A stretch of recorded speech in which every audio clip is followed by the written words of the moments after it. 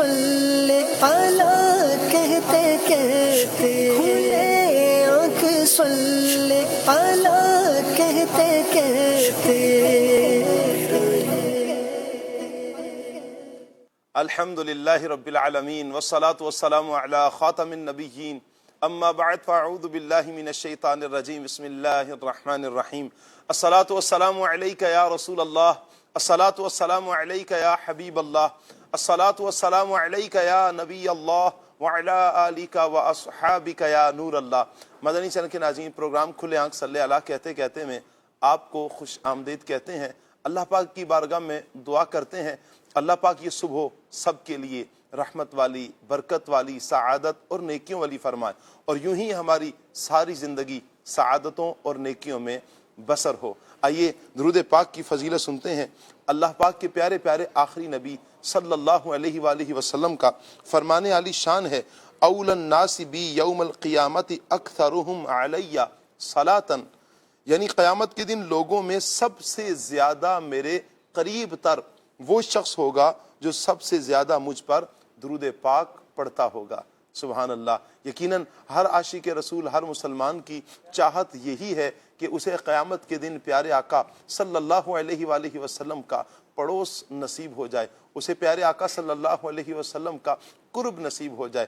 قرب مصطفیٰ صلی اللہ علیہ وآلہ وسلم پانے کے لیے پیارے آقا صلی اللہ علیہ وسلم پر کثرت سے درود پاک پڑھیں، انشاءاللہ اس کی برکتیں ہمیں ضرور نصیب ہوں گی، دنیا میں بھی برکتیں نصیب ہوں گی، اور اللہ نے چاہا قیامت کے دن بھی قرب مصطفیٰ صلی اللہ علیہ وآلہ وسلم کی صورت میں برکات ہمیں نصیب ہوں گی۔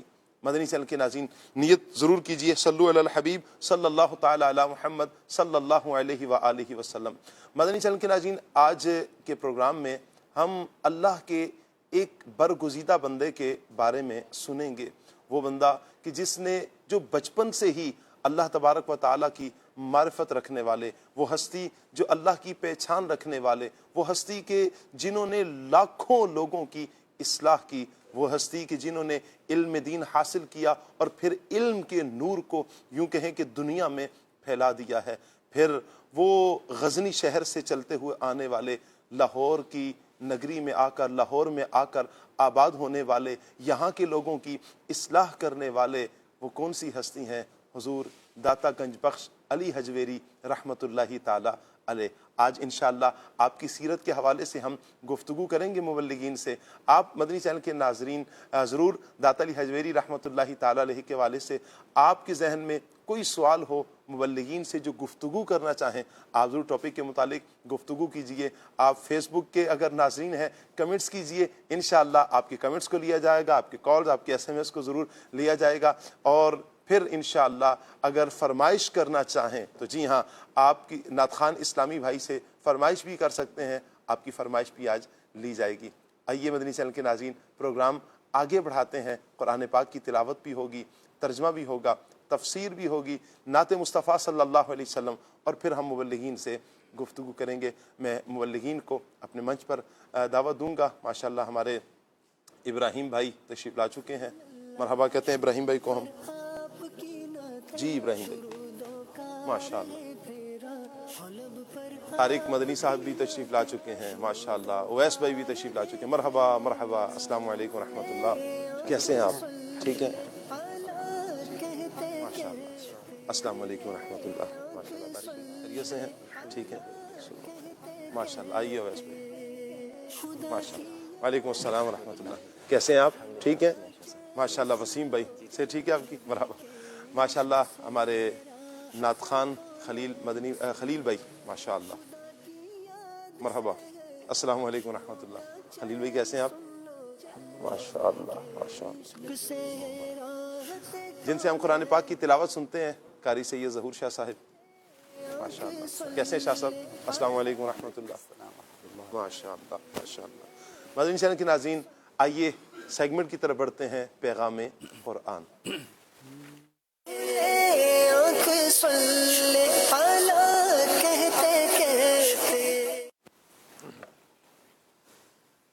اعوذ باللہ من الشیطان الرجیم۔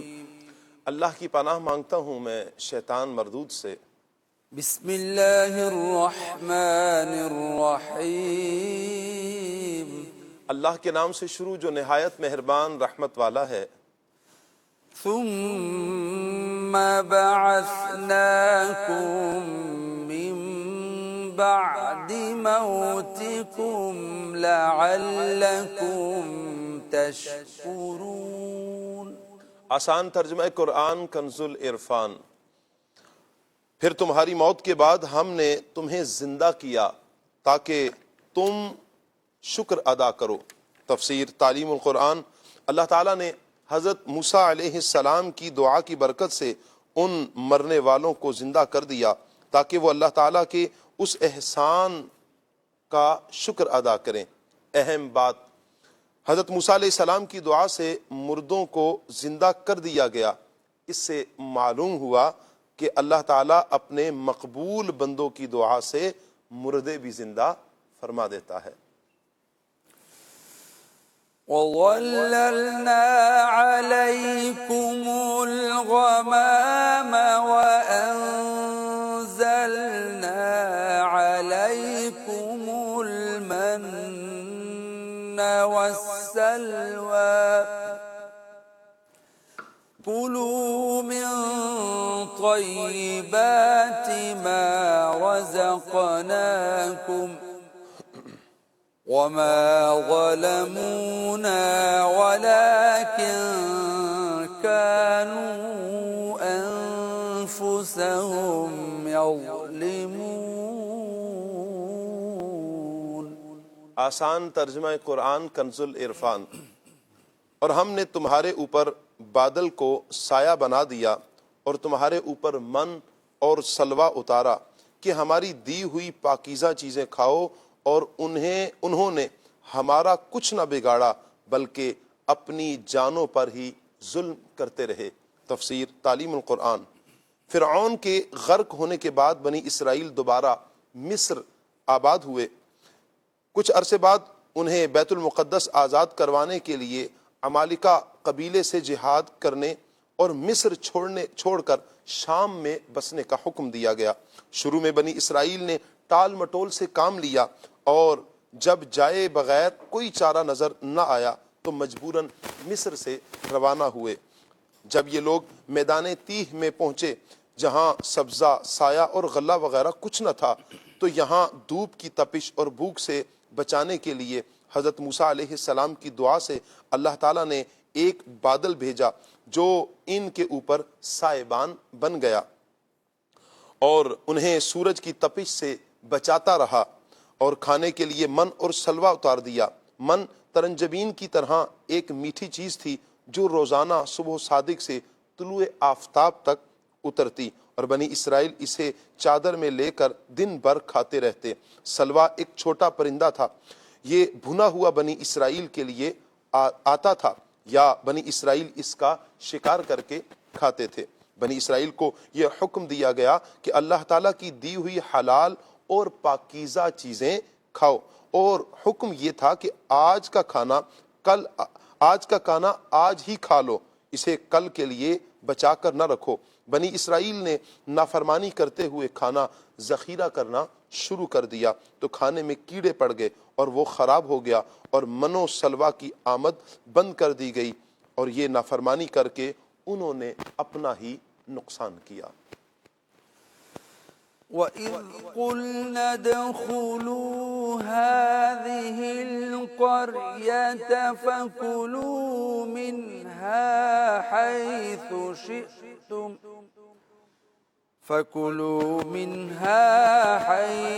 شِئْتُمْ رَغَدًا وَادْخُلُوا الْبَابَ سُجَّدًا وَقُولُوا حِطَّةٌ نَغْفِرْ لَكُمْ خَطَايَاكُمْ وَسَنَزِيدُ الْمُحْسِنِينَ۔ آسان ترجمہ قرآن کنز العرفان۔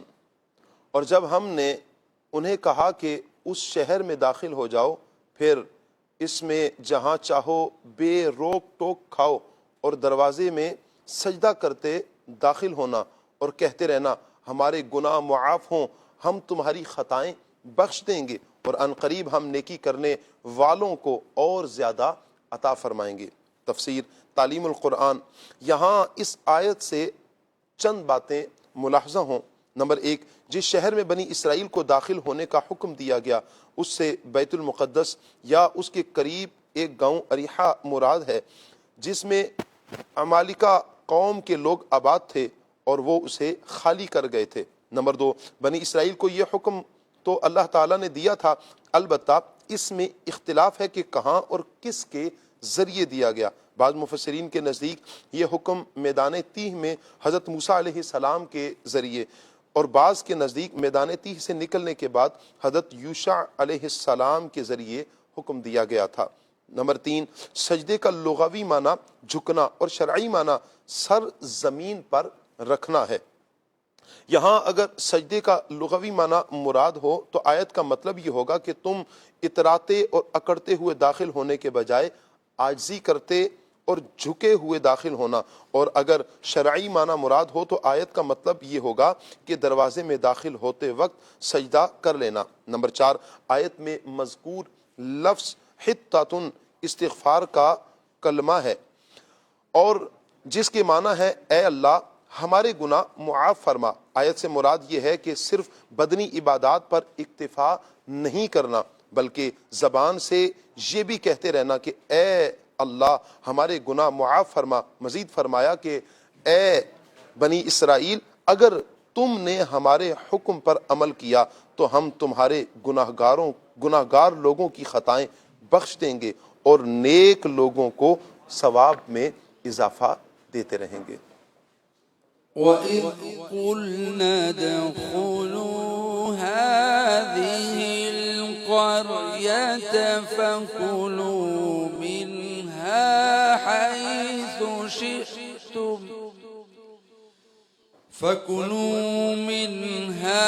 حَيْثُ شِئْتُمْ رَغَدًا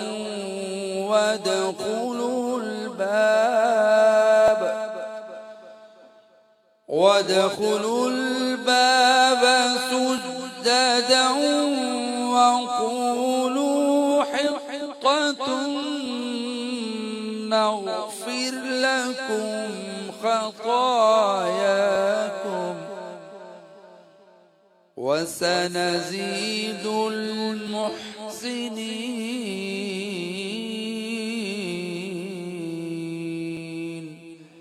صدق اللہ العظیم۔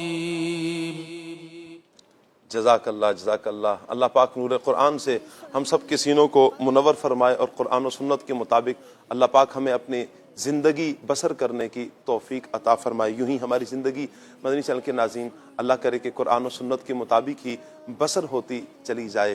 اللہ والوں کے ساتھ جڑنے کا بھی حکم ہمیں اللہ کا قرآن ہی دے رہا ہے۔ نبی پاک علیہ الصلاۃ والسلام کی نعتیں دیکھیں تو ہمیں اس قرآن میں ملتی ہیں۔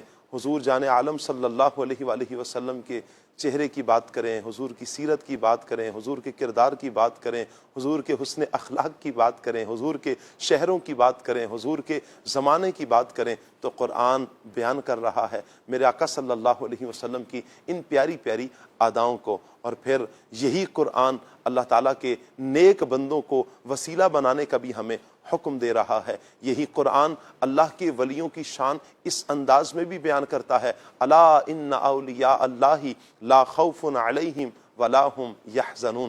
یہ شان اللہ تبارک و تعالیٰ کا قرآن بیان کر رہا ہے۔ انشاءاللہ آج ایک ولی کامل حضور داتا گنج بخش علی حجویری رحمۃ اللہ تعالیٰ علیہ کی سیرت کے حوالے سے ہم مبلغین سے گفتگو کریں گے۔ مدنی چینل کے ناظرین کا ساتھ رہے گا تو انشاءاللہ آپ کے علم میں بھی اضافہ ہوگا اور داتا علی حجویری رحمۃ اللہ تعالیٰ علیہ کی سیرت انشاءاللہ ہمیں سیکھنے کو ملے گی۔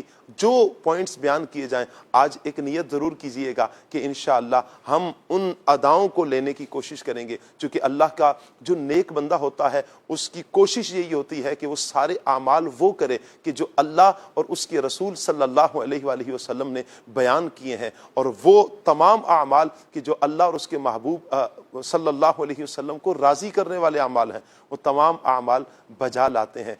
اسی لیے ان کی ساری زندگی اللہ تعالیٰ اور اس کے رسول صلی اللہ علیہ وسلم کے بتائے ہوئے طریقہ کار کے مطابق بسر ہوتی ہے۔ انشاءاللہ مبلغین سے گفتگو کریں گے، نعت خوان اسلامی بھائی کی طرف بڑھیں گے انشاءاللہ، اور ابھی ہم انشاءاللہ خلیل بھائی سے کلام سنیں گے۔ صلو علی الحبیب صلی اللہ تعالی علی محمد صلی اللہ علیہ وآلہ وسلم۔ صلو علی الحبیب صلی اللہ تعالی علی محمد صلی اللہ علیہ وآلہ وسلم۔ آئیے سیدی اعلیٰ حضرت امام احمد رضا خان رحمۃ اللہ تعالی علیہ کا بہت ہی پیارا کلام مل کر پڑھنے کی سعادت حاصل کرتے ہیں۔ درود پاک پڑھیے۔ اللہ پاک کی رضا پانے کے لیے، حصول ثواب کے لیے سے آئیے مل کر کلام میں شامل ہو جائیں۔ صلی اللہ علیہ یا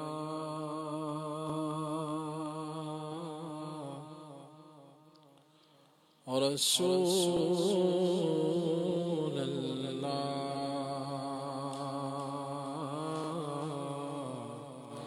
وسلم علیک یا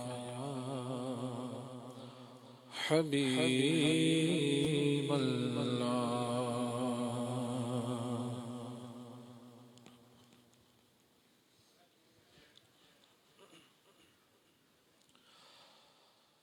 مجدائے رحمت حق ہم کو سنانے والے،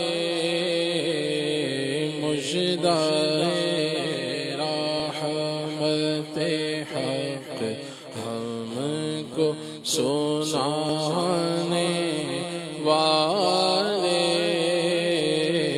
مرحبا آتش دوزخ سے بچانے والے، مرحبا آتش دوزخ سے بچانے والے، مجدائے رحمت حق ہم کو سنانے والے، جتنے اللہ نے بھیجے ہیں نبی دنیا میں، جتنے اللہ نے بھیجے ہیں نبی دنیا میں، جتنے اللہ نے بھیجے ہیں نبی دنیا میں، تیری آمد کی خبر سب ہے سنانے والے، تیری آمد آقا تیری آمد کی خبر سب ہے سنانے والے، انہی کی نعت کے نغمے زبور سے سن لو، زبان قرآن پہ ان کے ترانے آئے ہیں، کتاب حضرت موسیٰ میں بس ہے ان کے، کتاب فسانے آئے ہیں، جتنے اللہ نے بھیجے نبی دنیا میں تیری آمد کی خبر سب ہے سنانے والے، تیری آمد آقا تیری آمد کی خبر سب ہے سنانے والے، تیری آمد کی خبر سب ہے سنانے والے، کوئی پہنچانا نبی رتبہ عالی کو تیرے، کوئی پہنچانا نہ نبی رتبہ عالی کو تیرے، کوئی پہنچانا نبی رتبہ عالی کو تیرے، مرحبا خلد کی زنجیر ہلانے والے، مرحبا خلد کی زنجیر ہلانے والے، مرحبا خلد کی زنجیر ہلانے والے، سب سے اول سب سے آخر، ابتدا ہو انتہا ہو، تھے وسیلے سب نبی تم، اصل مقصود خدا ہو، اصل مقصود خدا ہو، پاک کرنے کو وضو تھے تم، نماز جاں فضا ہو، سب بشارت کی اذاں تھے تم، اذاں کا مدعا ہو، سب تمہاری ہی خبر تھے تم، مؤخر مبتدا ہو، قرب حق کی منزلیں تھے تم، سفر کا منتہا ہو، طور موسیٰ چرخ عیسیٰ کیا مساوی دنا ہو، سب جہت کے دائرے میں شش جہت سے تم ورا ہو، سب مکان تم لا مکان میں تنہ تم جانے صفا ہو، سب تمہارے در کے رستے ایک تم راہ خدا ہو، مرحبا خلد کی زنجیر ہلانے والے، کوئی پہنچانا کوئی پہنچانا نبی رتبہ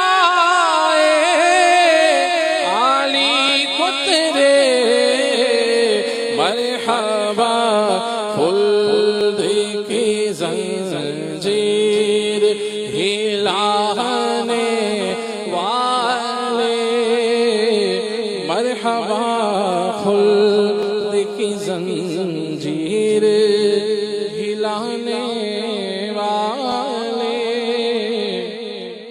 بعد مردن مجھے جلوہ اپنا بعد مردن مجھے دکھلائیں گے جلوہ اپنا بعد مردن مجھے دکھلائیں گے جلوہ اپنا قبر تیرا میں میرے شمع دکھانے والے قبر تیرا میں میرے شمع دکھانے والے مجھ سے ناشاد کو پہنچا دے در احمد تک مجھ سے ناشاد کو پہنچا دے در احمد تک مجھ سے ناشاد کو پہنچا دے در احمد تک میرے خالق میرے بچھڑوں کے ملانے والے میرے خالق میرے خالق میرے بچھڑوں کے ملانے والے یا جامع میرے خالق میرے بچھڑوں کے ملانے والے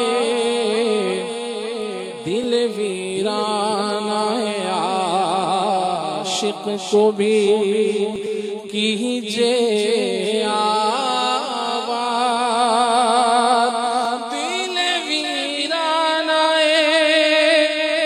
عاشق کو بھی کیجے آباد میرے محبوب مدینے کے بسانے والے میرے محبوب مدینے کے بسانے والے میرے محبوب مدینے کے بسانے والے میرے محبوب مدینے کے بسانے والے قبر میں آپ کو دیکھا تو رضا نے یہ کہا قبر میں آپ کو دیکھا تو رضا نے کہا قبر میں آپ کو دیکھا تو رضا نے یہ کہا دیکھیے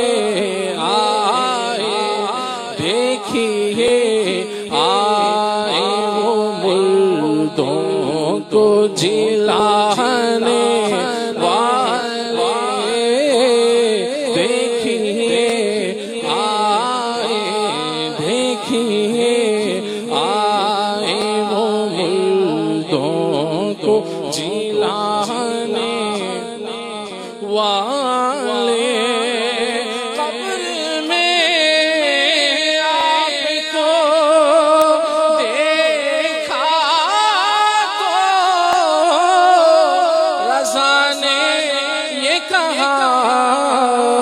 دیکھیے آئین و ملکوں کو جلانے والے، دیکھیے آئین و ملکوں کو جلانے والے، مرحبا خلد کی زنجیر کھلانے والے۔ ماشاءاللہ ماشاءاللہ، کیا بات ہے خلیل بھائی، اللہ آپ کو برکتیں عطا فرمائے۔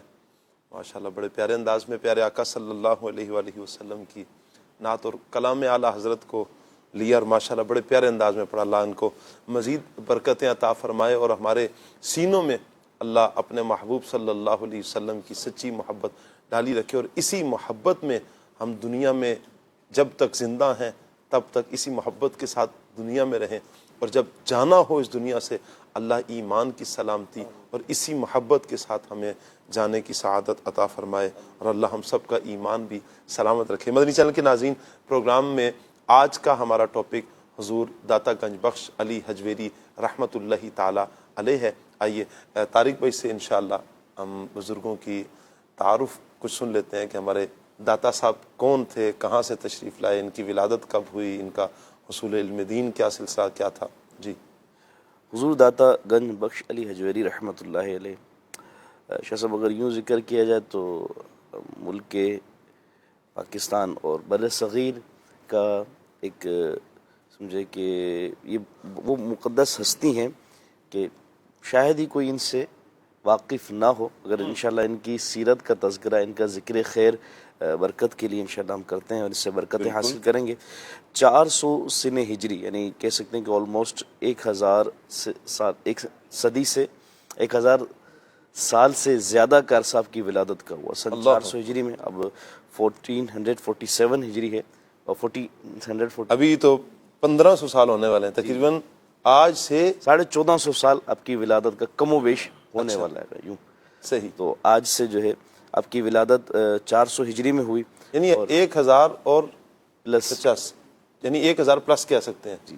یعنی حضور علیہ السلام کے زمانے میں، یعنی آج کے اعتبار سے دیکھا جائے تو بہت حضور کے زمانے سے بہت قریب، اور آپ چونکہ سادات کے گھرانے سے اگر آپ کے سلسلہ نسب دیکھیں نا تو کم و بیش 6 سے 7 واسطوں کے بعد آپ کا سلسلہ حضرت سیدنا امام حسن مجتبیٰ رضی اللہ عنہ، اور پھر وہاں سے ہوتا ہوا سیدنا علی المرتضیٰ۔ آپ کا سلسلہ نسب کچھ یوں ہے، حضرت مخدوم علی آپ کا نام، آپ کے والد پھر حضرت سیدنا عثمان، سید عبد الرحمن بن سید عبداللہ بن سید عبد الحسن، سید ابو الحسن علی بن سید حسن بن سید زید، اور پھر یہ صاحبزادے تھے حضرت سیدنا امام حسن رضی اللہ عنہ کے۔ تو یوں 6 سے 7 واسطوں سے جا کر سلسلہ نسب جو ہے حضور علیہ السلام تک پہنچتا ہے، یعنی حضور کے دور سے قریب تھے، حضور کی آل سے بھی ہیں، حضور کی اولاد سے بھی۔ آپ کی ولادت باسعادت شہر غزنی میں ہوئی، اور آپ کے خاندان کا جو محلہ تھا جہاں پر آپ کی ولادت ہوئی وہ حجویر تھا۔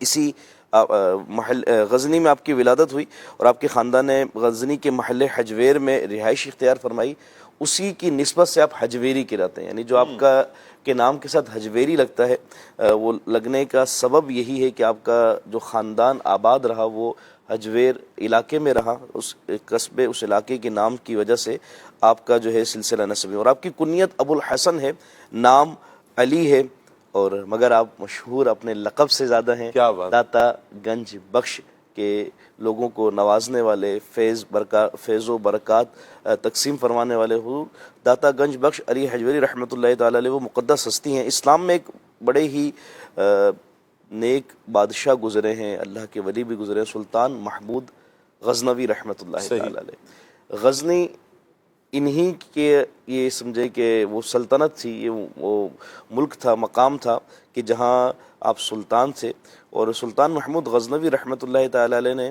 اپنے اس شہر کو علم و عرفان کا سمندر بنانے کے لیے، اور اسی کے ساتھ ساتھ دیگر اعتبار سے بھی اس کو بہت ترقی اور عروج دیا، تو یہیں جو ہے مدارس کا بھی قیام کیا، جہاں ہزاروں فضلاء، ہزاروں طلباء نے علم دین حاصل کیا اور اس کی برکات کو پایا۔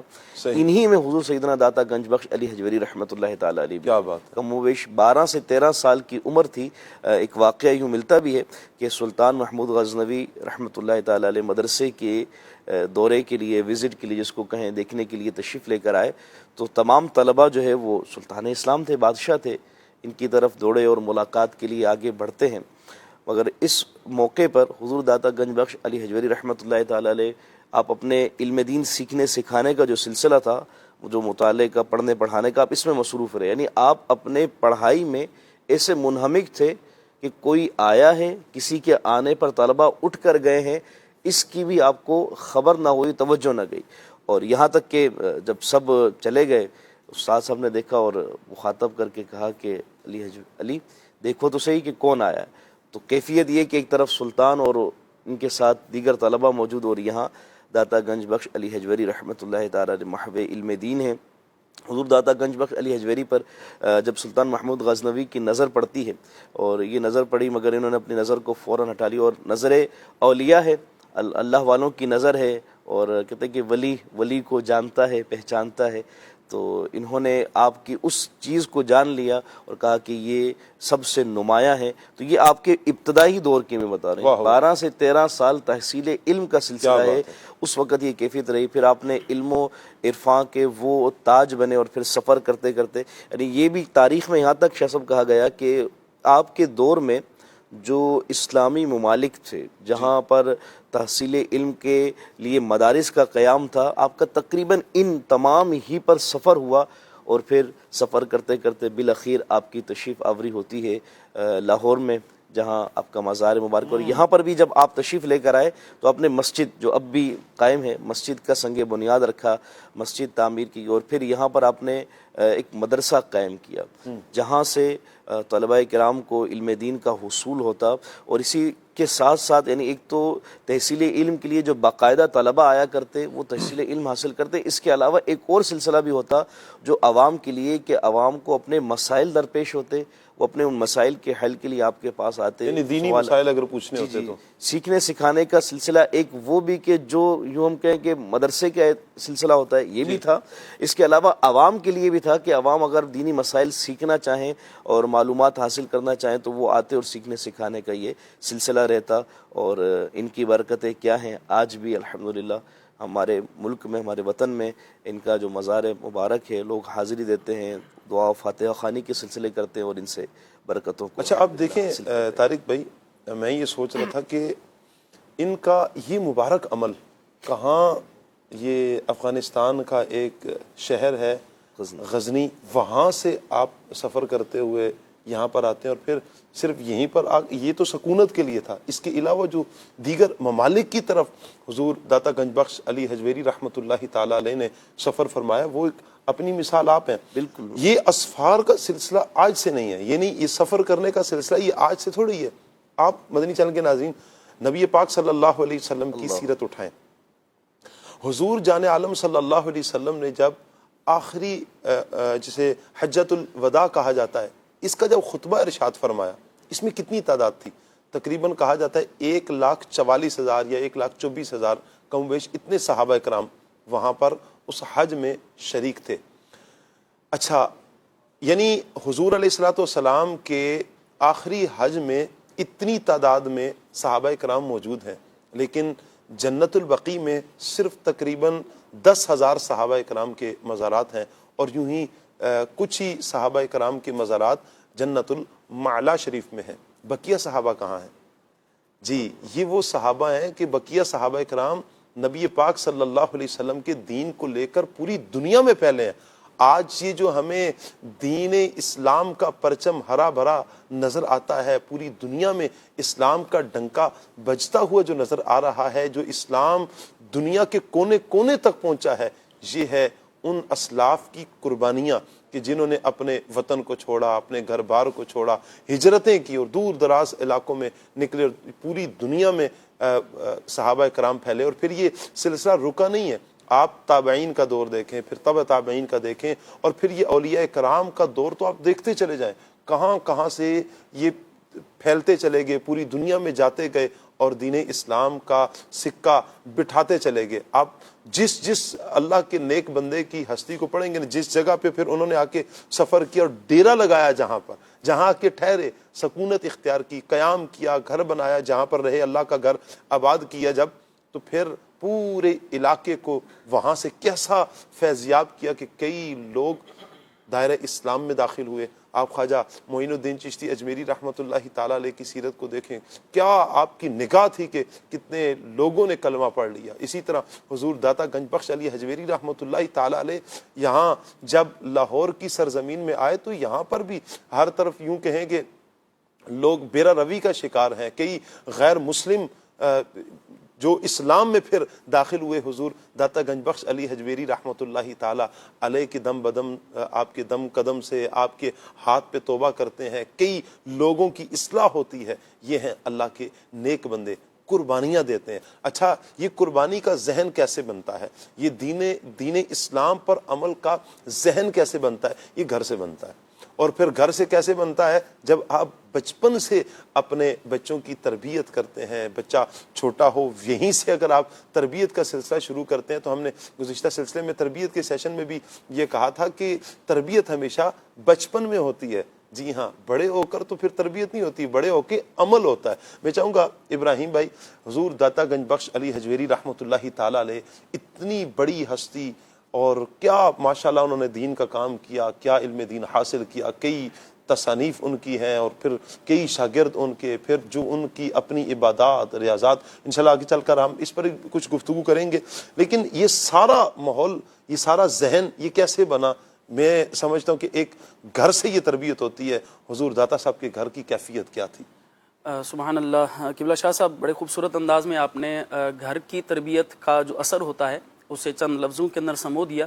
حضرت داتا گنج بخش علی حجویری رحمۃ اللہ تعالیٰ علیہ یقیناً وہ عظیم شخصیت ہیں کہ ہر خاص و عام آپ رحمۃ اللہ تعالیٰ علیہ کی شخصیت سے واقف بھی ہے، اور آپ رحمۃ اللہ تعالیٰ علیہ کا بر صغیر پاک و ہند کے اندر جو آپ کا کردار ہے وہ کوئی ایسا نہیں ہے کہ اسے جو ہے وہ چند الفاظ میں بیان کر کے ہم آگے گزر جائیں، بلکہ آپ یہ غور کیجئے کہ آپ رحمۃ اللہ تعالیٰ علیہ سے فیض پانے والے حضرت خواجہ غریب نواز رحمۃ اللہ تعالیٰ علیہ وہ ہیں کہ جن کے ہاتھوں پر لاکھوں لوگوں نے کلمہ پڑھا ہے۔ تو جن سے فیض پانے والوں کا یہ عالم ہے، تو اس داتا گنج بخش علی حجویری رحمۃ اللہ تعالیٰ علیہ کا اپنا کیا عالم ہوگا۔ حضرت داتا گنج بخش علی حجویری رحمۃ اللہ تعالیٰ علیہ، آپ کا کچھ تعارف تو ہم پہلے سماعت کر چکے ہیں۔ آپ رحمۃ اللہ تعالیٰ علیہ سید ہیں، اور سید بھی حسنی حسینی ہیں۔ وہ کہتے ہیں نا کہ حسنی پھول حسینی ہے مہکنا تیرا۔ والد گرامی جو ہے وہ حسنی ہے، اور والدہ گرامی جو ہے وہ حسینی سادات میں سے ہیں۔ اور اس گھرانے کی کیا ہی بات ہے کہ جو گھرانہ سادات کا گھرانہ ہو، یہ تو ہے ہی نور علی نور، یہ برکات اور اللہ تبارک و تعالی جل وعلا کی رحمتوں کا مرکز ہے۔ تو اللہ تبارک و تعالی جل جلالہ نے اس گھرانے کو بھی بڑا عظمت اور شان سے نوازا تھا۔ مختصراً تو ہم یہ بھی سن چکے ہیں کہ حضرت داتا گنج بخش علی حجویری رحمۃ اللہ تعالی علیہ نے حضرت سلطان محمود غزنوی علیہ رحمہ کے مدرسے کے اندر علم دین حاصل کیا تھا۔ لیکن اگر ہم آپ کے گھرانے کو دیکھیں تو گھرانہ آپ کا ویسے ہی علمی ہے، یعنی علمی لحاظ سے۔ اچھا، ایک شاہ صاحب میں گزارش کروں گا، عوام کی نظر میں ہوتا یہ ہے کہ جو بزرگ جو ہے وہ طریقت کے حوالے سے معروف ہوں، روحانیت کے حوالے سے معروف ہوں، تو ہماری عوام صرف ان کو طریقت اور روحانیت کی نظر سے دیکھتے ہیں، یعنی پیر صاحب تھے، بزرگ تھے، کرامت دکھانے والے تھے۔ تو یہ اہل اللہ کا ایک وصف ہے، اہل اللہ کا ایک بڑا عظیم وصف، جو ہم اس تناظر میں، کرامات کے تناظر میں بسا اوقات اسے ہم فراموش کر دیتے ہیں۔ وہ ان کا علم دین ہوتا ہے، وہ ان کا پیچھے گھرانے کا جو ہے وہ متقی ہونا، پرہیزگار ہونا، عبادت گزار ہونا، یعنی یہ کرامات ان سے کیسے صادر ہوئیں، یہ برکتیں انہیں کیسے ملی، تو اس کے پیچھے جو وجہ ہے وہ ان کا علم دین ہے۔ وہ پیچھے ان کی وجہ ان کا تقویٰ ہے، وہ ان کی پرہیزگاری ہے، وہ اللہ تبارک و تعالی جل وعلا کی بارگاہ میں ان کی جو للہیت ہے، جو ان کی جو ہے وہ اللہ پاک کی بارگاہ میں جو ہے وہ عز و نیاز کی جو کیفیت ہے، وہ اصل وجہ ہوتی ہے۔ تو حضرت سیدنا علی بن عثمان حجویری رحمۃ اللہ تعالی علیہ، آپ کے والد گرامی حضرت سیدنا عثمان رحمۃ اللہ تعالی علیہ، یہ سید ہیں، حسنی سید ہیں، اور خود اپنے وقت کے جلیل القدر عالم دین تھے، بہت زبردست عالم دین تھے۔ اور آپ کی والدہ محترمہ یہ بھی ایک بڑی متقی خاتون تھی. اور حضرت داتا گنج بخش علی حجویری رحمۃ اللہ تعالی علیہ کے جو ماموں جان تھے وہ اس زمانے میں تاج الاولیاء کے لقب سے معروف تھے. یعنی یہ پورا گھرانہ اللہ کے ولیوں کا ہے, یہ پورا گھرانہ جو ہے یہ علماء کا ہے, یہ پورا گھرانہ شریعت کے پابند لوگوں کا ہے. اب جب یہ گھرانے والے متقی ہوں, جب یہ والدین متقی ہوں, جب جو ہے ماموں جان اتنے بڑے مرتبے پر ہیں کہ تاج الاولیاء انہیں کہا جاتا ہے, والد بھی حسنی ہیں, والدہ جو ہے وہ حسینی ہیں, تو پھر ان کا نور بچے کے اندر جو ہے وہ آتا ہے. تو آپ رحمۃ اللہ تعالی علیہ کا وہ جو ہے اپنے گھر سے ہی علم دین کو جو ہے وہ حاصل کیا, اپنے گھر کے اندر عبادات دیکھی, نمازیں دیکھی, پرہیزگاری دیکھی, تقوی دیکھا. اور پھر جب آپ آگے بڑھے تو صرف آپ رحمۃ اللہ تعالی علیہ فرماتے ہیں کہ صرف 300 مشائخ تو وہ ہیں کہ جو میں نے ایک شہر میں جن سے علم دین حاصل کیا ہے. اور آپ رحمۃ اللہ یعنی ماوراء النہر پہنچ کر آپ رحمۃ اللہ تعالی علیہ نے کئی علمی سفر کیے ہیں, انشاءاللہ اس کی تفصیل آگے چل کر بیان ہوگی.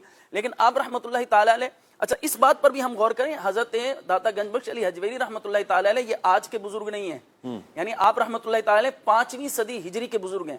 سرکار غوث اعظم شیخ عبد القادر جیلانی رضی اللہ تعالی عنہ سے بھی پہلے کے بزرگ ہیں داتا صاحب. اور آپ رحمۃ اللہ تعالی علیہ دیکھیں یہ تقوی اور پرہیزگاری کا گھرانہ بھی ہے. اور پھر آپ رحمۃ اللہ تعالی علیہ کا جو طریقت کا جو سلسلہ نسب ہے وہ حضرت سیدنا امام ابو الفضل ختلی رحمۃ اللہ تعالی علیہ جو آپ کے پیر و مرشد ہیں, ان کا جو سلسلہ طریقت ہے یہ حضرت سیدنا جنید بغدادی رحمۃ اللہ تعالی سے ملتا ہے. یعنی آپ کا سلسلہ جنیدی ہے, اور یہ سلسلہ جنیدی وہ ہے جو بعد میں جا کر قادری سلسلہ بنتا ہے. یعنی سرکار غوث اعظم رحمۃ اللہ تعالی کے جو مشائخ ہیں وہ جنیدی سلسلے سے ہیں. اور حضرت سید الطائفہ سیدنا جنید بغدادی رحمۃ اللہ تعالی علیہ آپ کتنی عظیم ہستی ہیں کہ آپ رحمۃ اللہ تعالی کے جو سلسلہ طریقت ہے وہ حضرت مولا علی کرم اللہ تعالی وجہ الکریم سے بہت کم واسطوں کے ساتھ متصل ہے. تو گھرانہ ہو تو وہ بھی متقی ہے, جو سلسلہ طریقت ہے وہ بھی تقوی اور پرہیزگاری والا ہے. تو آپ رحمۃ اللہ تعالی کا جو اس سے جو آپ نے فیض لیا, پھر وہ فیض جو ہے وہ پوری دنیا کے اندر بٹ رہا ہے, اور زمانہ پکار رہا ہے کہ گنج بخش فیض عالم مظہر نور خدا ناقص سارا پیر کامل کامل را رہنما. کیا بات ہے, ماشاءاللہ. گنج بخش فیض عالم مظہر نور خدا ناقص سارا پیر کامل کامل رہنما. سبحان اللہ. جی خلیل بھائی سنائیں گے گنج بخش. مجھ کو داتا تاج داران جہاں سے کیا غرض, مجھ کو داتا تاج داران جہاں سے کیا غرض. میں تو ہوں منگتا تیرے دربار کا داتا پیا, میں تو ہوں منگتا تیرے دربار کا داتا پیا, میں تو منگتا تیرے دربار کا داتا پیا. جھولیاں بھر بھر کے لے جاتے ہیں منگتے رات دن, جھولیاں بھر بھر کے لے جاتے ہیں منگتے رات دن. وہ میری امید کا, وہ میری امید کا گلشن شرا داتا پیا, ہو میری امید کا گلشن شرا داتا پیا. ہو مدینے کا ٹکٹ مجھ کو عطا داتا پیا, آپ کو خواجہ پیا کا واسطہ داتا پیا. سبحان اللہ. وسیم بھائی میں چاہوں گا کہ مزید علم دین کا جو شوق تھا آپ رحمۃ اللہ تعالی علیہ کا, ایک تو ان کا شوق کیسا, پھر دوسرا آپ نے جہاں علم دین حاصل کرنے کے لیے سفر فرمائے, اس پر کچھ ارشاد فرمائیں. بسم اللہ الرحمن الرحیم. سیرت نگاروں نے جو آپ کی سیرت کے متعلق لکھا ہے اور سیرت میں آپ کی تعلیم و تربیت کے متعلق لکھا ہے, اس میں سب سے پہلی جو بات لکھی ہے اور مینشن کیا اس چیز کو کہ آپ رحمت اللہ تعالی علیہ کا جو گھرانہ تھا وہ گھرانہ ہی بڑا نیک متقی اور پرہیزگار تھا. صحیح. جیسے ابراہیم بھائی نے بیان بھی کیا, تو آپ کو بچپن ہی سے علم دین کے ساتھ عبادت کے ساتھ لگا دیا گیا کہ آپ کی تربیت ہی ایسی کی گئی. تو تو اس لیے آپ کے دل کے اندر علم دین سیکھنے کا جو شوق تھا وہ بچپن سے ہی پیدا ہو گیا آپ کے اندر. اور پھر آپ رحمۃ اللہ تعالی علیہ نے جب آپ کو تھوڑا سا بڑے ہوئے, کچھ حروف وغیرہ کی پہچان وغیرہ ہوئی, تو آپ کو مدرسے اور مکتب کے اندر بٹھا دیا گیا تاکہ آپ قرآن مجید کی تعلیم حاصل کریں. تو حضرت سیدنا داتا علی حجویری رحمۃ اللہ تعالی علیہ نے قرآن مجید کو جو ہے وہ بچپن میں ہی جو ہے مکمل فرما لیا. اور پھر آپ کے والد محترم بھی عالم تھے, متقی تھے, زاہد تھے, تو آپ نے کچھ تعلیم اپنے والد محترم سے بھی حاصل کی. ان کو دیکھ کے جو ہے وہ گھرانہ ایسا تھا, گھر کا ماحول ایسا تھا, تو آپ کے دل کے اندر جو ہے وہ علم دین سیکھنے کا شوق پیدا ہو گیا. آپ جانتے ہیں شاہ جی کہ اگر پیاس ہو انسان کو پانی کی, دیکھ لے پانی میں پی رہا ہوں, تو پانی جو ہے وہ آپ کی پیاس بجھا دیتا ہے. لیکن پیاس ہو علم کی, یہ ایسی پیاس ہے کہ انسان جتنی اس کو پیاس کو بجھانے کی کوشش کرتا ہے اتنی زیادہ پیاس بڑھتی جاتی ہے. علم کی پیاس جو ہے وہ ختم ہی نہیں ہوتی. یہ وہ لوگ جو مطالعہ کرتے, اللہ کرے کہ ایسی پیاس ہمیں نصیب ہو جائے, ایسی پیاس نصیب ہو جائے. یہ بہت اب یوں کہیں کہ بہت کم لوگوں کو نصیب ہوتی ہے کہ جن کو علم کی پیاس ہو, اور پھر اس علم کی پیاس کے لیے پھر لوگ کہاں کا سفر کرتے ہیں. جی صحیح بات ہے. تو اگر یہ پیاس اگر کسی کو لگ جائے علم کی, تو یہ ایسی پیاس ہے شاہ جی ختم ہی نہیں ہوتی. انسان جو ہے وہ علم دین حاصل کرتا ہی رہتا ہے. اور یہ چیز زیادہ مطالعہ کرنے والے اچھی طرح اس بات کو جانتے ہیں, اور ان کی عادت ہوتی ہے کہ وہ روزانہ کی بنیاد پر کئی کتابیں, کئی صفحات جو ہے وہ پڑھتے ہیں, تبھی ان کو سکون ملتا ہے, وگرنہ ان کو نیند بھی نہیں آتی. یہ ایک ایسی پیاس ہوتی ہے. تو حضرت داتا علی حجویری رحمۃ اللہ تعالی, آپ پانی کا وہ ذکر کر رہے ہیں, میں پانی پی رہا ہوں. ماشاءاللہ, اللہ سلامت رکھے آپ کو. جی نوش فرما لیں. تو حضرت داتا علی حجویری رحمۃ اللہ تعالی کو بھی جو ہے وہ اسی طرح علم کی پیاس تھی. تو آپ رحمۃ اللہ تعالی علیہ نے اس زمانے کے اندر, یہ وہ دور تھا جہاں اس وقت جو ہے وہ آج کل کے حساب سے جو سہولیات ہمیں میسر ہیں, آج کل بہت سی چیزیں ہمیں پڑھنے کے لیے, علم دین حاصل کرنے کے لیے بہت آسانی ہو گئی. اگر ہم کسی سے ملنا چاہیں اس کے لیے بھی آسانی ہے, کوئی کتاب پڑھنا چاہیں اس کے لیے بھی آسانی ہے, تفسیر دیگر چیزیں جو بھی پڑھنا چاہیں آج کل ہمیں جو ہے بہت سی آسانیوں سے مل جاتا ہے. لیکن اس زمانے کے اندر جہاں سہولت میسر نہیں تھی, اس دور کے اندر بھی حضرت داتا علی حجویری رحمۃ اللہ تعالی نے علم کی پیاس بجھانے کے لیے مختلف ممالک کا سفر کیا. اور ان ممالک کے اندر جو ہے وہ مختلف ممالک آتے ہیں, جیسے سیریا ہو گیا, شام ہو گیا, اور اسی طرح ایران ہو گیا, بغداد ہو گیا, جس میں جو عراق آتا ہے, بصرہ کوفہ وغیرہ عراق کے اندر آتا ہے. تو یہ ملک ہو گئے, آذربائیجان ہو گیا. یعنی جو دنیا کے اس وقت جہاں بڑے بڑے علماء کرام تھے, بڑے بڑے مشائخ تھے, تو آپ رحمۃ اللہ تعالی علیہ نے وہاں تک جو ہے وہ سفر کیا علم دین حاصل کرنے کے لیے. حتیٰ کہ آپ کے بارے میں آتے ہیں صرف خراسان کے علاقے کے اندر, یہ ایران اور افغانستان اس وقت جو جغرافیہ اگر ہم دیکھیں تو یہ ممالک جو ہے آپس میں ملتے تھے. اب تو تقسیم کاری بہت ساری ہو گئی ہے. تو اس وقت جو ہے وہ خراسان کے صرف علاقے کے اندر, اس ملک کے اندر آپ کے متعلق آتا ہے, سیرت میں لکھا ہوا ہے کہ کم و بیش 300 مشائخ سے آپ نے جو ہے وہ علم دین حاصل کیا ہے. یہ جو ہے نا آپ کا شوق تھا. اور آپ یہ دیکھیں شاہ جی, آپ رحمۃ اللہ تعالی نے جتنے بھی ممالک کا سفر کیا, اور وہ زمانہ جہازوں کا یا اس طرح آسانیوں کا نہیں تھا, مشکل تھا, اس کا صرف اور صرف مقصد ایک تھا کہ وہ علم دین کو حاصل کرنے کے لیے آپ نے یہ سارا سفر کیا. آج ہمارے لوگ سفر کرتے ہیں, کوئی جو ہے وہ سیر و سیاحت کرنے کے لیے, ممالک کو دیکھنے کے لیے, مختلف جگہوں کو دیکھنے کے لیے, کوئی بزنس کے لیے سفر کرتا ہے, کوئی مختلف ایونٹس کو جوائن کرنے کے لیے, ایونٹس کے لیے جو ہے وہ سفر کرتا ہے, سفر کر کے ایک دوسرے سے دوسرے ملک تک جاتا ہے. یہ بات ہے شوق کی. جس کو شوق ہوتا ہے گھومنے کا وہ دوسرے ممالک کے اندر جاتا ہے, جس کو شوق ہوتا ہے جو ہے وہ کچھ ایونٹ جو ہے وہ پسند ہوتے ہیں تو وہ اس ایونٹ کے اندر شرکت کرتا ہے. لیکن یہ شوق کی بات ہے, تو چونکہ داتا علی حجویری رحمۃ اللہ تعالی کو شوق علم دین تھا, تو اس لیے انہوں نے جو ہے وہ مختلف ممالک کا سفر کیا, اور اس کا صرف مقصد صرف اور صرف اللہ کی رضا تھا, کوئی اور سحر و سیاحت نہیں تھا. اور آپ نے بڑے بڑے جو ہے وہ مشائخ تھے, ان کے پاس جو ہے وہ علم دین حاصل کیا. تو یہ چیز ہمیں بھی بتاتی ہے کہ ہم علم دین کو کیسے حاصل کریں, اور علم دین کو سیکھنے کے لیے, عمل کرنے کے لیے ہم اس کے لیے کیا جو ہے وہ قدم اٹھائیں. دیکھیں شاہ جی, آج کل تو ہمارے لیے آسانی ہو گئی ہے کہ ہماری جو مسجد ہے وہ ہمارے گھر کے قریب ہے. ہم تھوڑا سا دیر چلیں تو تھوڑا سا سفر ہے مسجد, ہم وہاں تک نہیں جا سکتے. ہمارا دعوت اسلامی کا سنت و برائے اجتماع قریب میں ہی ہوتا ہے, امیر سنت کا جو ہے وہ مدنی مذاکرہ ہوتا ہے, ہم یہاں تک نہیں آ سکتے. لیکن ان بزرگوں کا شوق دیکھیں کہ مختلف ممالک کا جو ہے وہ سفر کیا. تو ہمیں بھی چاہیے کہ جہاں کہیں بھی جو ہے وہ علم دین کی محفل لگی ہو, جیسے ہمارے قافلے آتے ہیں, کورس جہاں پر میں ابراہیم بھائی ان اسٹوڈنٹس سے بالخصوص جو داتا صاحب کے چاہنے والے ہیں, ان سے ایک ریکویسٹ ضرور کروں گا. آپ علم دین حاصل کر رہے ہیں, اللہ کا شکر ادا کریں.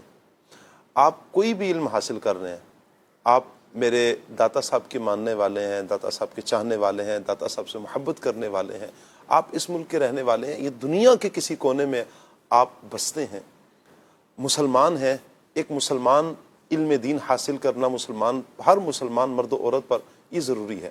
ایک دوسرا یہ کہ آپ دنیاوی اعتبار سے بھی اگر کوئی علم حاصل کر ہی رہے ہیں، آپ کو رکاوٹیں آ رہی ہیں، دل نہیں لگ رہا، تو ہمت نہیں ہاریں۔ میں بالخصوص دینی طلباء کرام کو یہاں پر ریکویسٹ کروں گا کہ بعض اوقات شیطان بہت ہتھ کنڈے استعمال کرتا ہے اور علم دین سے دور کرنے کی اتنی کوشش کرتا ہے، دل میں وسوسے آئیں گے، خیالات آئیں گے، نہ جانے کیا کیا کیا کیا بندہ سوچ رہا ہوتا ہے۔ میں یہاں پر عرض کروں گا اپنے اسلاف کی سیرت کو سامنے رکھیں، اپنے بزرگان دین کی سیرت کو اپنے سامنے رکھیں کہ انہوں نے کتنی صعوبتیں برداشت کی ہیں، کتنی تکالیف برداشت کی ہیں، اور پھر انہوں نے علم دین حاصل کیا ہے۔ جب علم حاصل کرنے کے لیے ہمارے اسلاف بڑی بڑی قربانیاں دے سکتے ہیں تو ہم کیوں نہیں قربانی دے سکتے؟ ہم اتنی بھی قربانی نہیں دے سکتے کہ ہم صرف پڑھ لیں۔ دیکھیں، آپ جامعۃ المدینہ کا انتخاب کر چکے، آپ آ گئے ہیں، پڑھنے کے لیے آ گئے، اب ہمارا کام بنتا ہے کہ ہم محنت کریں نا۔ ہم سے صرف محنت نہیں ہو رہی، ہمیں دور دراز سفر کی اب حاجت نہیں ہے۔ یہ سلسلہ ہمارا اب وہ نہیں ہے کہ اب ہم دوسرے ملکوں میں جائیں گے، جب بھی جا کر ہمارے علم کی پیاس بجھے گی ہمیں وہیں سے سب کچھ مل جائے گا، جو ہمارا مطلوب ہے علم وہاں ملے گا۔ نہیں، اللہ کا شکر ہے بحمدللہ تعالیٰ، آپ گھر کے قریب رہ کر بھی آپ اپنے علاقے میں، اپنے ادارے میں، اپنے شہر میں، اپنے ملک میں بحمدللہ تعالیٰ احسن انداز میں علم دین حاصل کر سکتے ہیں۔ اچھی تعلیم مزید اچھی پڑھنا چاہتے ہیں، دوسرے شہروں کا انتخاب بھی کیا جاتا ہے جہاں پتہ چلتا ہے کہ یہاں جامعۃ المدینہ جیسے بہت سے عاشقان رسول فیضان مدینہ میں آنے کی خواہش ظاہر کرتے ہیں۔ کیوں؟ یہاں قبلہ شیخ طریقت امیر علیہ سنت دامت برکاتہ العالیہ کی ذات ہے، یہاں امیر علیہ سنت ہے، یہاں فیضان مدینہ ہے، دنیا دعوت اسلامی کا مرکز بحمدللہ تعالیٰ کراچی میں ہے، تو اس لیے لوگ یہاں کا بھی سفر کرتے ہیں۔ عرض کرنے کا مقصد یہ ہے کہ جب ہم آئیں علم دین سیکھنے کی طرف، جب آ گئے ہیں، اب ہم ڈٹ جائیں۔ اب ہم نے تب تک نہیں چھوڑنا جب تک علم دین حاصل کر نہ لیں، جب تک مکمل درس نظامی ہماری ہو نہ جائے۔ پھر آگے مزید بہتری کے لیے تخصص کیجئے، تخصص فی الفقہ کیجئے، تخصص فی الفنون کیجئے، تخصص فی دعویٰ کیجئے، بہت سارے الحمدللہ تخصصات کی بھی آگے شعبہ جات ہیں۔ آپ مزید پڑھتے رہیں۔ کہاں جیسے ابھی ماشاءاللہ بڑی پیاری بات کی ہمارے وسیم بھائی نے کہ مسلمان ایک جسے علم کی پیاس لگ جائے نا، اسے کہاں وہ سیرابی حاصل ہوتی ہے، وہ تو تشنگی باقی رہتی ہے، کب اور ملے گی، کب اور ملے گی، کب اور ملے گی۔ آپ جو بھی علماء کرام آپ دیکھیں، جب وہ پڑھنا شروع کرتے ہیں، کئی کتابیں پڑھ چکے ہوں گے، یعنی کہ جس کتاب کا ان سے تعارف کروایا جائے تو وہ کہیں کہ یہ تو میں نے پڑھ لی ہوئی ہے، یہ بھی پڑھ لی ہوئی ہے، لیکن آپ پھر بھی ان کی روٹین میں دیکھیں گے وہ مطالعہ کرنے والے ہوں گے، وہ مطالعہ کرتے ہی رہتے ہیں۔ تو اس لیے اللہ کا شکر ادا کرنا چاہیے اور ہمت نہیں ہارنی چاہیے۔ شیطان لاکھ ہتھ کنڈے استعمال کرے، آپ کو ادھر ادھر لے کر جانے کی کوششیں کرے، ہم نے ڈٹ کے رہنا ہے اور علم دین حاصل کرنا ہے۔ آپ نے جو مدنی پھول ارشاد فرمائے بالخصوص اسٹوڈنٹس کے لیے، اور آئی تھنک آپ کے جو ٹارگیٹ تھے وہ جامعۃ المدینہ کے اسٹوڈنٹس یعنی جو دینی طلبہ ہیں، یہ ایک خاص ٹارگیٹ۔ تو میں چاہوں گا کہ یہ آپ کی یہی نصیحت ہے، یہی مدنی پھول اگر ہم بالعموم لیں، یعنی صرف دارالعلوم یا جامعۃ المدینہ یعنی درس نظامی کرنے والے ہی ان مدنی پھولوں کو نہ لیں، بلکہ حفظ و ناظرہ کرنے والے بھی۔ اچھا، اس کے بعد ہم سمجھے یار یہ تو طلبہ کے لیے بات ہو رہی ہے، ہمارے لیے نہیں ہو رہی ہے، ہم تھوڑا سائڈ میں ہو جائیں، یہ نصیحت نہیں، یہ تمام ہی مسلمانوں کے لیے نصیحت ہے۔ جی، حضور داتا گنج بخش علی حجویری رحمۃ اللہ تعالی علیہ ہوئے یا دیگر اولیاء، اگر ہم ان میں جو چیز اب تک ہم نے ذکر کی ہے، ہم مختلف سلسلوں میں ذکر کرتے ہیں، آپ جتنے بھی بزرگوں کے دیکھیں گے تو ان کی سیرت میں سفر، ٹریول جو ہے نا، یہ رہا ہے۔ سفر کیا، یہاں سے ایک علاقے کے رہنے والے تھے، سفر کر کے دوسرے علاقے میں گئے، پھر وہاں سے سفر کرتے کرتے ایسے مقام پر آئے کہ جو ان کے جس علاقے سے ان کا تعلق اور واسطہ نہیں تھا، لیکن یہ ٹریول نے، علم دین سیکھنے سکھانے کے سفر نے انہیں اس مقام تک پہنچایا، اور پھر یہاں سے لوگوں نے ان سے علم دین حاصل کیا۔ تو جو شاہ صاحب کی مدنی پھول تھے، میں عرض کروں گا کہ یہ صرف طلبہ ہی کے لیے نہیں بلکہ تمام ہی ناظرین کے لیے، اور اگر ہم اکتساب فیض یعنی علم حاصل کرنے کے لیے اگر اپنے آپ کو پیش کریں تو سارے ہی طالب علم ہیں، اور سمجھے کہ کیٹیگری ڈیفرنٹ ہے، کوئی درس نظامی کا طالب علم ہے، کوئی حفظ و ناظرہ کا ہے۔ اگر عمومی اعتبار سے اگر ہم اپنے آپ کو علم دین سیکھنے کے لیے پیش کریں، مختلف ذرائع الحمدللہ آج کے دور میں بھی اسپیشلی دعوت اسلامی کے اگر آپ دینی ماحول کو دیکھیں تو ہمارے پاس امیر علیہ سنت کی شفقتوں سے دعوت اسلامی کے اندر ڈفرینٹ سمجھے کہ آپ کے پاس مواقع ہیں.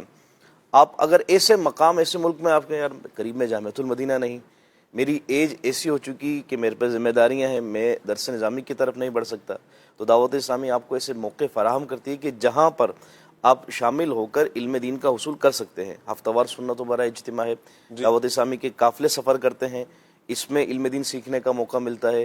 اور پھر ایک اور ایسا شعبہ کہ جس نے گھر بیٹھے ہمارے لیے ایسی آسانیاں کر دی کہ آپ کے پاس شارٹ ٹائم ہے, آئیے آپ شارٹ ٹائم کے اندر فیضان آن لائن اکیڈمی میں ڈفرینٹ کورسز ہوتے ہیں, آن لائن کورس ہیں, آپ کی سہولت کے مطابق آپ کے دیے وقت کے مطابق آپ جو کورس چوز کرنا چاہیں کر سکتے ہیں.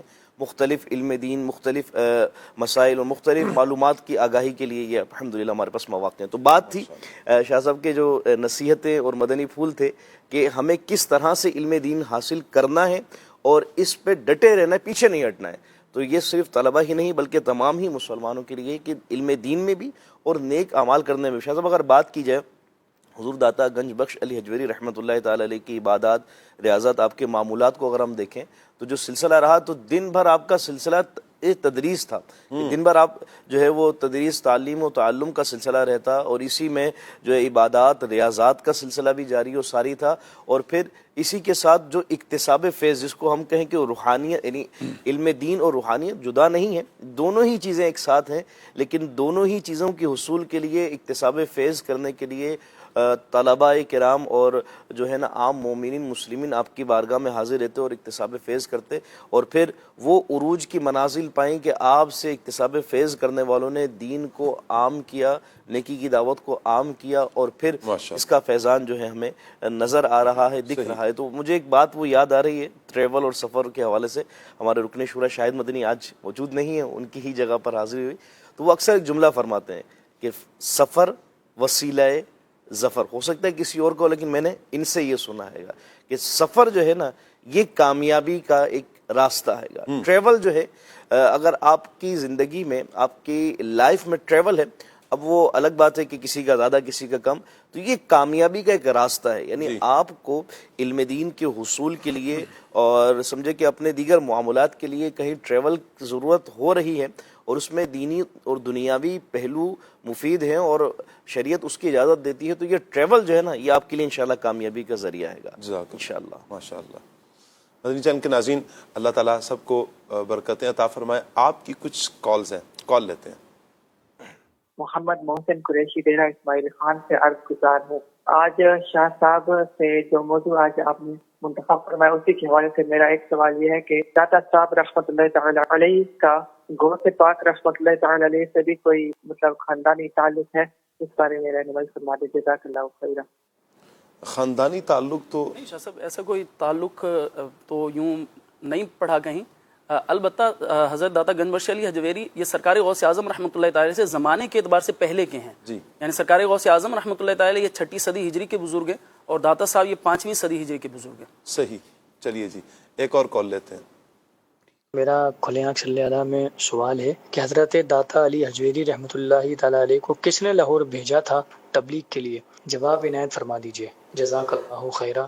جی ابراہیم بھائی. جی آپ کے پیر و مرشد حضرت ابو الفضل خطلی رحمۃ اللہ تعالی علیہ, ان کے حکم پر آپ لاہور میں تشریف لائے تھے اور باقاعدہ آپ کی ڈیوٹی لگائی گئی تھی. سبحان اللہ, اللہ برکت عطا فرمائے. جی کال لیتے ہیں. محمود احمد اتاری ہے, میں جانانوں سے بات کر رہا ہوں. مجھے یہ کلام سنا دے. میرے داتا کا پاکستان, میرے مرشد کا پاکستان, دعوت اسلامی زندہ باد. ماشاء اللہ ماشاء اللہ. ایک اور کال لیتے ہیں. خلیل بھائی سے عرض ہے کہ مثانے اور جسم کی کمزوری کا کوئی حل بتا دیں. مثانے کی بہت کمزوری ہے, اس کا بہت دیسی دوائیں بھی وہ اکثر استعمال کی ہیں مگر کوئی فرق نہیں پڑا. اللہ آپ کو صحت عطا فرمائے, اللہ عافیت فرمائے. کال لیتے ہیں. خلیل بھائی آپ سے عرض ہے یہ والا کلام سنا دے, اعلیٰ سے اعلیٰ رفعت والے. واہ سبحان اللہ. جی ایک اور کال لیتے ہیں. میرا نام سید محمد ظہور الحسن گیلانی ہے, میں بہاولپور سے بات کر رہا ہوں. مجھے آپ کا پروگرام کھلے آنکھ صلی اللہ کہتے کہتے بہت اچھا لگتا ہے. ہم اسے روزانہ بہت شوق سے دیکھتے ہیں. آج مجھے یہ کلام سنا دیں. میرے سرکار میری بات بنائے رکھنا, جزاک اللہ خیر. دعوت اسلامی زندہ باد. زندہ باد. ماشاءاللہ آپ ریگولر ہمیں میسیج بھی کال کرتے ہیں. اللہ آپ کو برکتیں عطا فرمائے. سید صاحب بہت شکریہ آپ کا. ایک اور کال لیتے ہیں جی. مجھے ایک کلام سنا دیجئے. بلا لو ہم غریبوں کو بلا لو یا رسول اللہ. کیا بات ہے, بڑے پیارے انداز میں آپ نے, بڑے سوز والے انداز میں سنایا جی. اللہ آپ کو برکتیں عطا فرمائے. کال لیتے ہیں. نعت خواں اسلامی بھائی مجھے ایک کلام سنا دیں. یہ کہتی تھی گھر گھر میں جا کر حلیمہ, میرے گھر میں خیر الورا آ گئے. دعوت اسلامی زندہ باد. زندہ باد. ماشاءاللہ. ایک اور کال لیتے ہیں جی. شہباز قادری, کوئی مدینے کی یاد میں نعت سنا دیں. واہ سبحان اللہ سبحان اللہ. اللہ آپ کو برکتیں عطا فرمائے. کچھ ایس ایم ایس بھی ہیں اور انشاءاللہ کچھ دیر میں جو فیس بک کے ناظرین ہیں ان کے کمنٹس بھی ہم ضرور لیں گے جی. کہہ رہے ہیں جی سید ثاقب حسین مدنی, آج میرا میسیج پورا پڑھنا ہے آپ نے جی. ٹھیک ہے جی, پورا پڑھیں گے. آپ کا پروگرام بہت زبردست چل رہا ہے جی, بہت شکریہ. میں روزانہ شوق سے دیکھتا ہوں. میں شوگر کا مریض ہوں. میری تمام مبلغین سے التماس ہے کہ میری اور میری والدہ کی صحت کے لیے دعا کریں. نعت خواں اسلامی بھائی سے گزارش ہے کہ یہ والا کلام ضرور سنا دیں. امنگ جوش پر آئیں. اچھا جی, حافظ نذیر احمد ہیں نور پور تھل سے. اللہ آپ کو صحت عطا فرمائے, اللہ آپ کی والدہ کو صحت عطا فرمائے. آپ کا بہت بہت شکریہ. آپ بڑی محبت سے میسیج کرتے ہیں.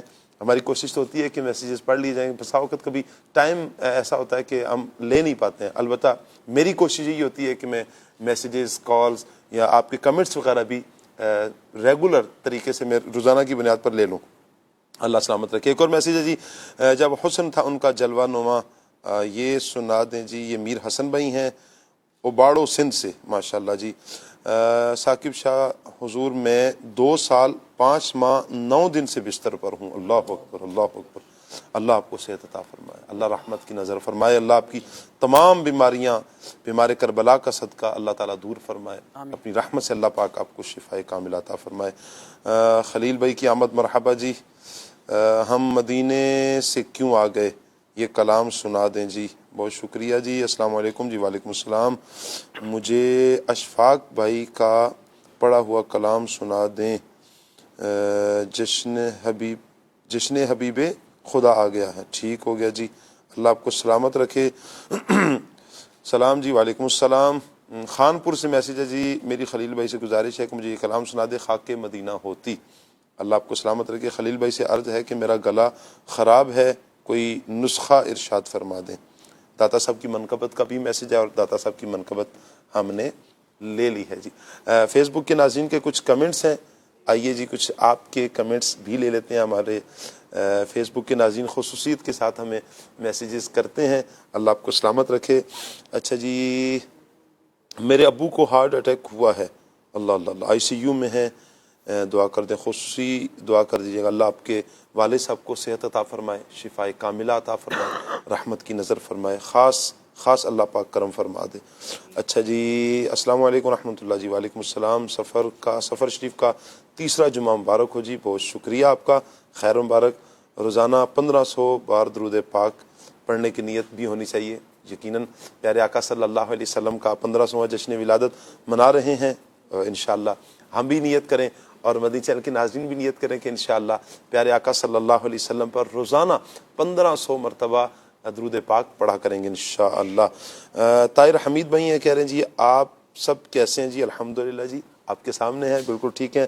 اللہ آپ کو بھی صحت عطا فرمائے. آپ سب کو جمعہ مبارک ہو. بہت شکریہ. خلیل بھائی سے عرض ہے کہ مجھے یہ کلام سنا دیں, حسن و جمال مصطفیٰ.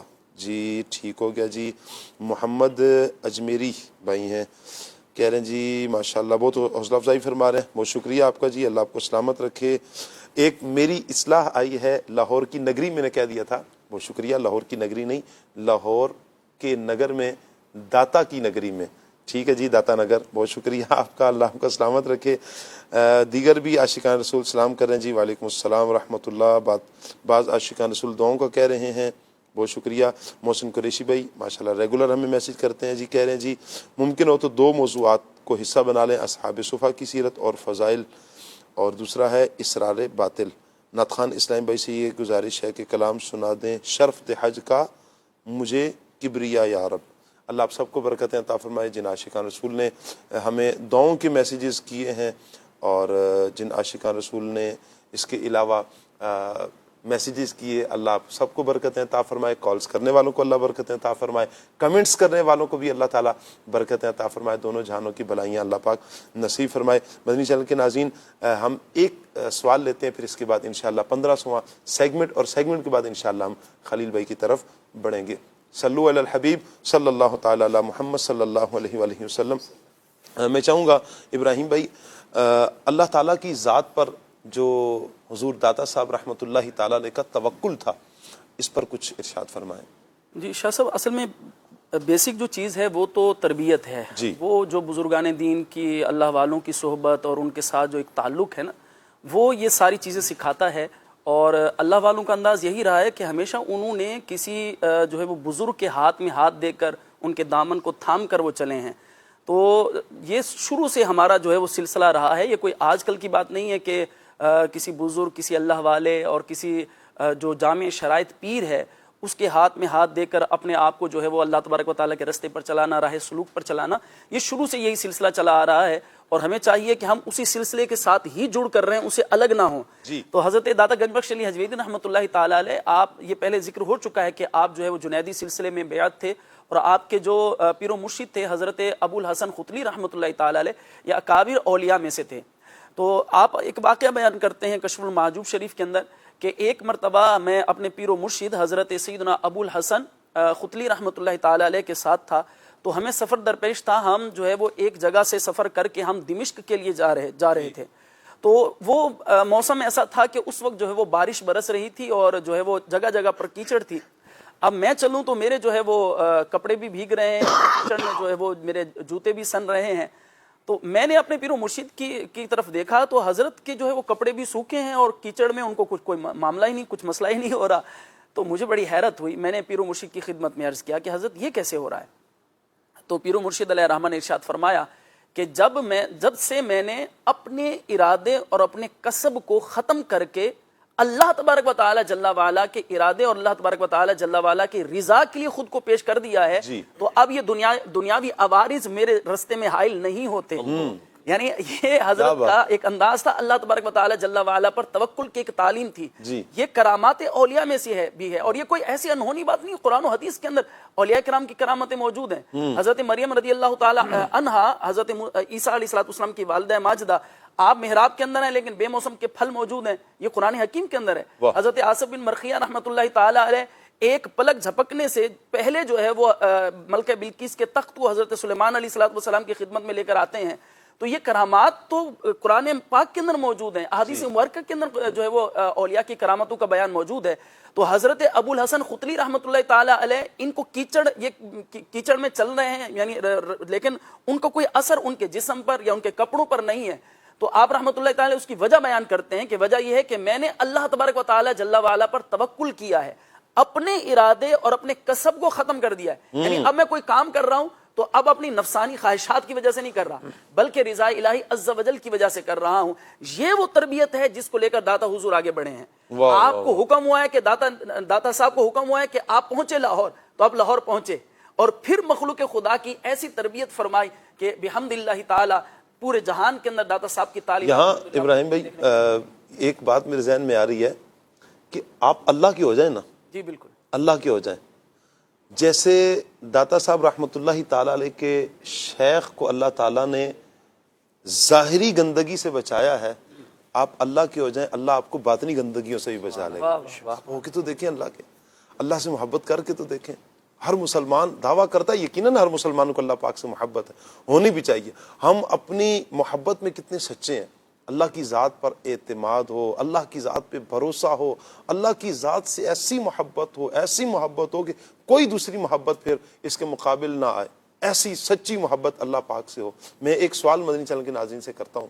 میں دیکھیں ہم کتنی زندگی ہم نے بسر کی ہے, آپ اپنی عمر کا حساب لگائیں, میں اپنی عمر کا حساب لگاتا ہوں. غور کریں کتنی راتیں کتنے دن ایسے گزرے ہیں کہ جو ہم نے جاگ کر گزارے ہوں گے, دوستوں میں, شادی میں, غمی خوشی میں. اچھا بعض تو شاید ہم نے رو کر بھی گزارے ہوں, مال چھن گیا، کوئی سنیچنگ ہو گئی، اللہ نہ کرے کوئی حادثہ ہو گیا، بیماری، غمی، خوشی، یہ انسان کا حصہ ہے، لگا رہتا ہے. اللہ سے عافیت کا ہم سوال کرتے ہیں. لیکن ایک سوال ہے، کیا کبھی کوئی رات ہماری زندگی کی ایسی بھی آئی ہے جو صرف ہم نے اللہ کی محبت میں گزاری ہو، صرف اللہ کی محبت میں، اللہ کے عشق میں تڑپتے ہوئے، اللہ کے عشق میں روتے ہوئے، اے اللہ مجھے تجھ سے محبت ہے، اے اللہ مجھے تجھ سے پیار ہے. جب اس طرح کی محبت کا ہم اظہار کریں، پھر اللہ کی ذات پہ بھروسہ یہ خود اللہ تعالیٰ پھر عطا فرمائے گا. یہ اللہ کا فضل ہوگا تو اللہ کا بھروسہ، اللہ کی ذات پہ بھروسہ نصیب ہوگا، اللہ پاک کی ذات پہ اعتماد نصیب ہوگا. ہم محبت تو کریں. جب محبت کریں گے تو پھر اس کا صلہ آپ دیکھیں کہ پھر آپ ہوں ایک مرتبہ جو رب کا ہو جائے، پھر ساری خدائی اسی کی ہو جاتی، ساری خلقت کو اللہ تبارک و تعالیٰ اس کی طرف کر دیتا ہے. اللہ کا بندہ محبوب بن جائے نا. اس طرح کی تو احادیث کے بھی مضامین ملتے ہیں کہ جب اللہ کسی بندے سے محبت فرما لیتا ہے، جبریل امین سے فرماتا ہے، جبریل اس بندے سے محبت کرتا ہوں، تو بھی محبت کر اور آسمان والوں کو بھی کہہ دے ان سے محبت کریں. پھر پورے آسمان والے جتنی مخلوق ہے اللہ کے اس بندے سے محبت کرتے ہیں جن سے رب محبت کرتا ہے. قل ان کنتم تحبون اللہ فاتبعونی یحببکم اللہ. یہ ہے حضور ہے ذریعہ، نبی پاک صلی اللہ علیہ وسلم کی ذات ہے ذریعہ اللہ کی محبت پانے کا. اور اللہ کے نبی صلی اللہ علیہ وآلہ وسلم خود آپ دیکھیں کہ اللہ کی ذات پہ اعتماد، اللہ کی ذات پہ بھروسہ خود نبی پاک علیہ الصلوۃ والسلام کا کیسا ہے. اللہ کے محبوب بننے اور پھر اللہ کے نیک بندوں نے حضور کی سیرت پر عمل کرتے ہوئے حضور کے در سے جو خیرات لی ہے، اس خیرات کو لے کر اللہ کی ذات پہ بھروسہ کیا. انہی میں حضور داتا گنج بخش علی حجویری رحمۃ اللہ تعالی علیہ کے پیرو مرشد بھی ہیں، جنہیں اللہ پاک نے بہت سے یوں بظاہر جو جسے ہم کہتے ہیں کیچڑ ہے، اس سے بھی اللہ پاک نے بچا لیا. آپ خود سوچیں اللہ نے دل کو پھر کتنا ستھرا کیا ہوگا. ہم اللہ کی محبت کو اپنائیں اور پھر نبی پاک صلی اللہ علیہ وسلم کا 1500واں جشن ولادت منائیں. آئیے بڑھتے ہیں سیگمنٹ 1500واں جشن ولادت کی طرف.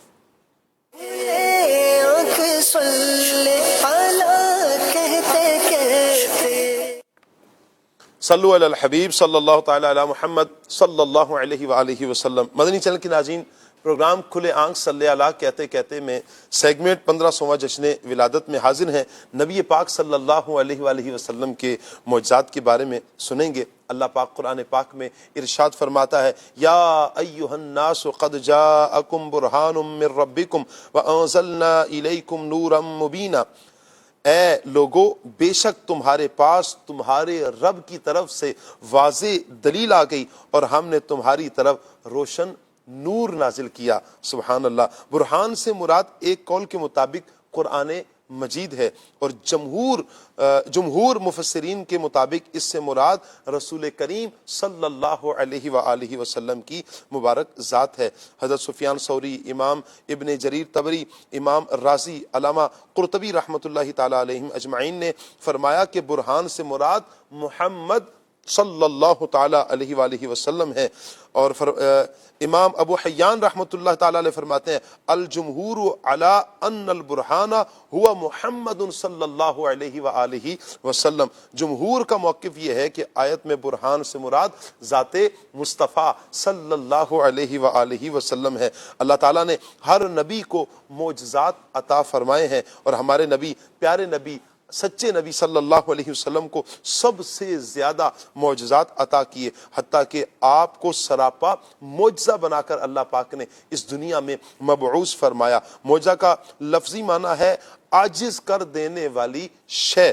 معجزہ ظاہری اسباب و عادات سے ہٹ کر ظہور پذیر ہوتا ہے. خلاف عادت و اسباب کا مطلب یہ ہے کہ ہماری دنیا کے جو ظاہری اسباب وغیرہ ہیں، روٹین میں ایسا نہیں ہوتا. جیسے کوئی زمین کو اشارہ کرے تو وہ پانی کا ایک دم چشمہ ابل دے، نارملی ایسا نہیں ہوتا. ہاں، جب اللہ کا نبی اشارہ کرے تو وہ زمین تو کیا ہے، جب میرے مصطفیٰ صلی اللہ علیہ وآلہ وسلم اپنا ہاتھ پانی میں ڈال کر باہر نکالیں تو حضور کے ہاتھوں کی انگلیوں سے پانی کے چشمے رواں دواں ہو جاتے ہیں. یہاں ایک بات سن لیجئے کہ ایک ہوتا ہے ارہاس اور ایک ہوتا ہے معجزہ۔ ارہاس نبی سے جو خلاف عادت بات اعلان نبوت سے پہلے ظاہر ہو اسے ارہاس کہتے ہیں، جیسے میرے آقا صلی اللہ علیہ وسلم جن راہوں سے گزرتے تھے اعلان نبوت سے پہلے بھی پتھر حضور کی بارگاہ میں سلام پیش کیا کرتے تھے، اسے ارہاس کہتے ہیں۔ اسی طرح ایک ہے معجزہ۔ معجزہ وہ ہوتا ہے کہ نبی اعلان نبوت کے بعد اسے ایسی خلاف اسباب و عادات جو بات ہے ظاہر ہو، مثلا کنکریاں ہیں، پتھر ہیں جو نبی پاک صلی اللہ علیہ وآلہ وسلم کی جب ان کو اشارہ فرمائیں تو وہ کلمہ پڑھنے لگیں، اب یہ میرے آقا صلی اللہ علیہ وآلہ وسلم کا معجزہ ہے۔ پہلے تو کلمہ جب پڑھتے تھے، جب حضور نے اعلان نبوت نہیں فرمایا، یہ ارہاس تھا۔ جب ابو جہل لے کر آتا ہے حضور سے نبوت کی دلیل مانگتا ہے، حضور اب اپنی شان نبوت کے ساتھ ان کی طرف اشارہ کرتے ہیں، تو اب وہ جب کلمہ پڑھتی ہیں تو میرے آقا صلی اللہ علیہ وسلم کا معجزہ ہے۔ یوں ہی انگلیوں سے پانی کا چشمہ جاری ہو جانا، یہ میرے آقا صلی اللہ علیہ وآلہ وسلم کا معجزہ ہے۔ پیارے پیارے اسلامی بھائی، تمام نبیوں کو اللہ تعالیٰ نے معجزات عطا فرمائے ہیں، جن میں متعدد کا قرآن پاک میں، احادیث میں، ائمہ کرام کی تصریحات کے مطابق موجود ہے، لیکن سب نبیوں سے زیادہ میرے آقا صلی اللہ علیہ وآلہ وسلم کو اللہ پاک نے معجزات عطا فرمائے ہیں۔ امام بصیری رحمۃ اللہ تعالی علیہ کا جو قصیدہ بردہ شریف ہے، اس کا ایک شعر کا ترجمہ ہے، آپ فرماتے ہیں تمام معجزات جو انبیاء کرام علیہم السلام لائے وہ ان کو ہمارے نبی صلی اللہ علیہ وسلم کے نور ہی کے فیضان سے عطا کیے گئے ہیں۔ سبحان اللہ، ہمارے نبی صلی اللہ علیہ وسلم فضل الہی کے روشن آفتاب ہے، جبکہ بقیہ سارے نبی اس آفتاب کے چمکتے ستارے ہیں جن کے انوار لوگوں پر تاریکیوں میں چمکتے ہیں۔ کیا خوب میرے آقا اعلی حضرت امام اہل سنت ارشاد فرماتے ہیں، لا ورب العرش جس کو جو ملا ان سے ملا، لا ورب العرش جس کو جو ملا ان سے ملا، بٹتی ہے کونین میں نعمت رسول اللہ کی۔ صلو علی الحبیب صلی اللہ تعالی علی محمد صلی اللہ علیہ وآلہ وسلم۔ اللہ اللہ اللہ لا الہ الا اللہ اللہ اللہ لا الہ الا آمینہ بی بی کی گلشن میں آئی ہے تازہ بہار، آمینہ بی بی کی گلشن میں آئی ہے تازہ بہار، پڑھتے ہیں صلی اللہ وسلم، پڑھتے ہیں صلی اللہ وسلم، آج درودی وار یا نبی اللہ اللہ اللہ لا الہ الا بارہ ربیع الاول کو آیا دل یتیم، بارہ ربیع الاول کو آیا دل یتیم، ماہ نبوت مہر رسالت، ماہ نبوت مہر رسالت، صاحب خلق عظیم یا نبی اللہ اللہ اللہ لا الہ الا اول و آخر سب کچھ جانے، دیکھے بعید و قریب، اول و آخر سب کچھ جانے دیکھے بعید و قریب غیب کی خبریں دینے والا غیب کی خبریں دینے والا اللہ کا وہ حبیب یا نبی اللہ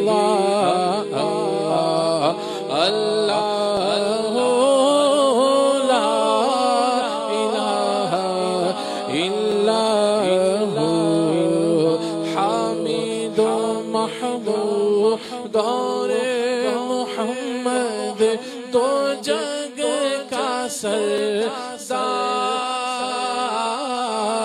حامد و محمود اور محمد دو جگ کا سردار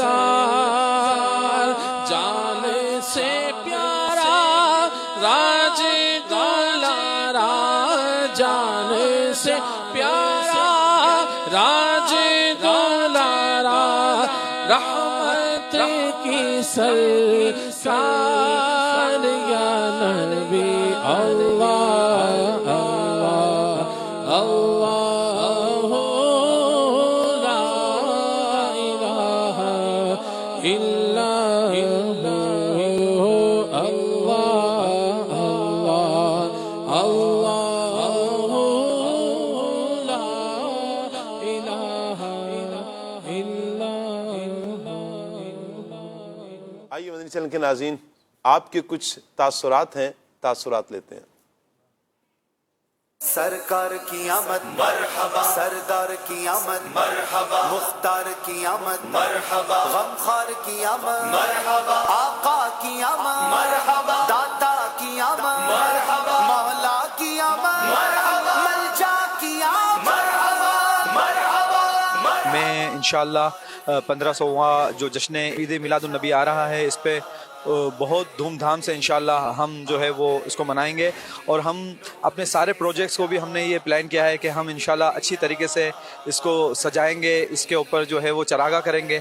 اور میں تمام بزنس مینس کو یہ دعوت دیتا ہوں کہ اپنے اپنے پروڈکٹ کے اوپر اچھا ڈسکاؤنٹ دیں 15%، اور ہم اپنے گھروں کو بھی سجائیں گے، اور ہم انشاءاللہ اس کو اپنے بزنس میں بھی جو ہے امپلیمنٹ کریں گے، تو اس کو ہم انشاءاللہ دھوم دھام سے منائیں گے۔ سما کیف سے بھرا آ گئے نبی، آ گئے نبی، بارہویں کا نور دل پہ الحمدللہ اس سال 1500 جو جشن عید میلاد النبی صلی اللہ علیہ وسلم منایا جا رہا ہے، انشاءاللہ ہم دھوم دھام سے منائیں گے، گھروں کو سجائیں گے، اپنے دوستوں کو، رشتہ داروں کو، ہمارے تاجر برادران کو، سب کو ہم خصوصی درخواست کرتے ہیں کہ بھرپور طریقے سے جشن عید میلاد النبی صلی اللہ علیہ وسلم جوش و خروش سے منایا جائے۔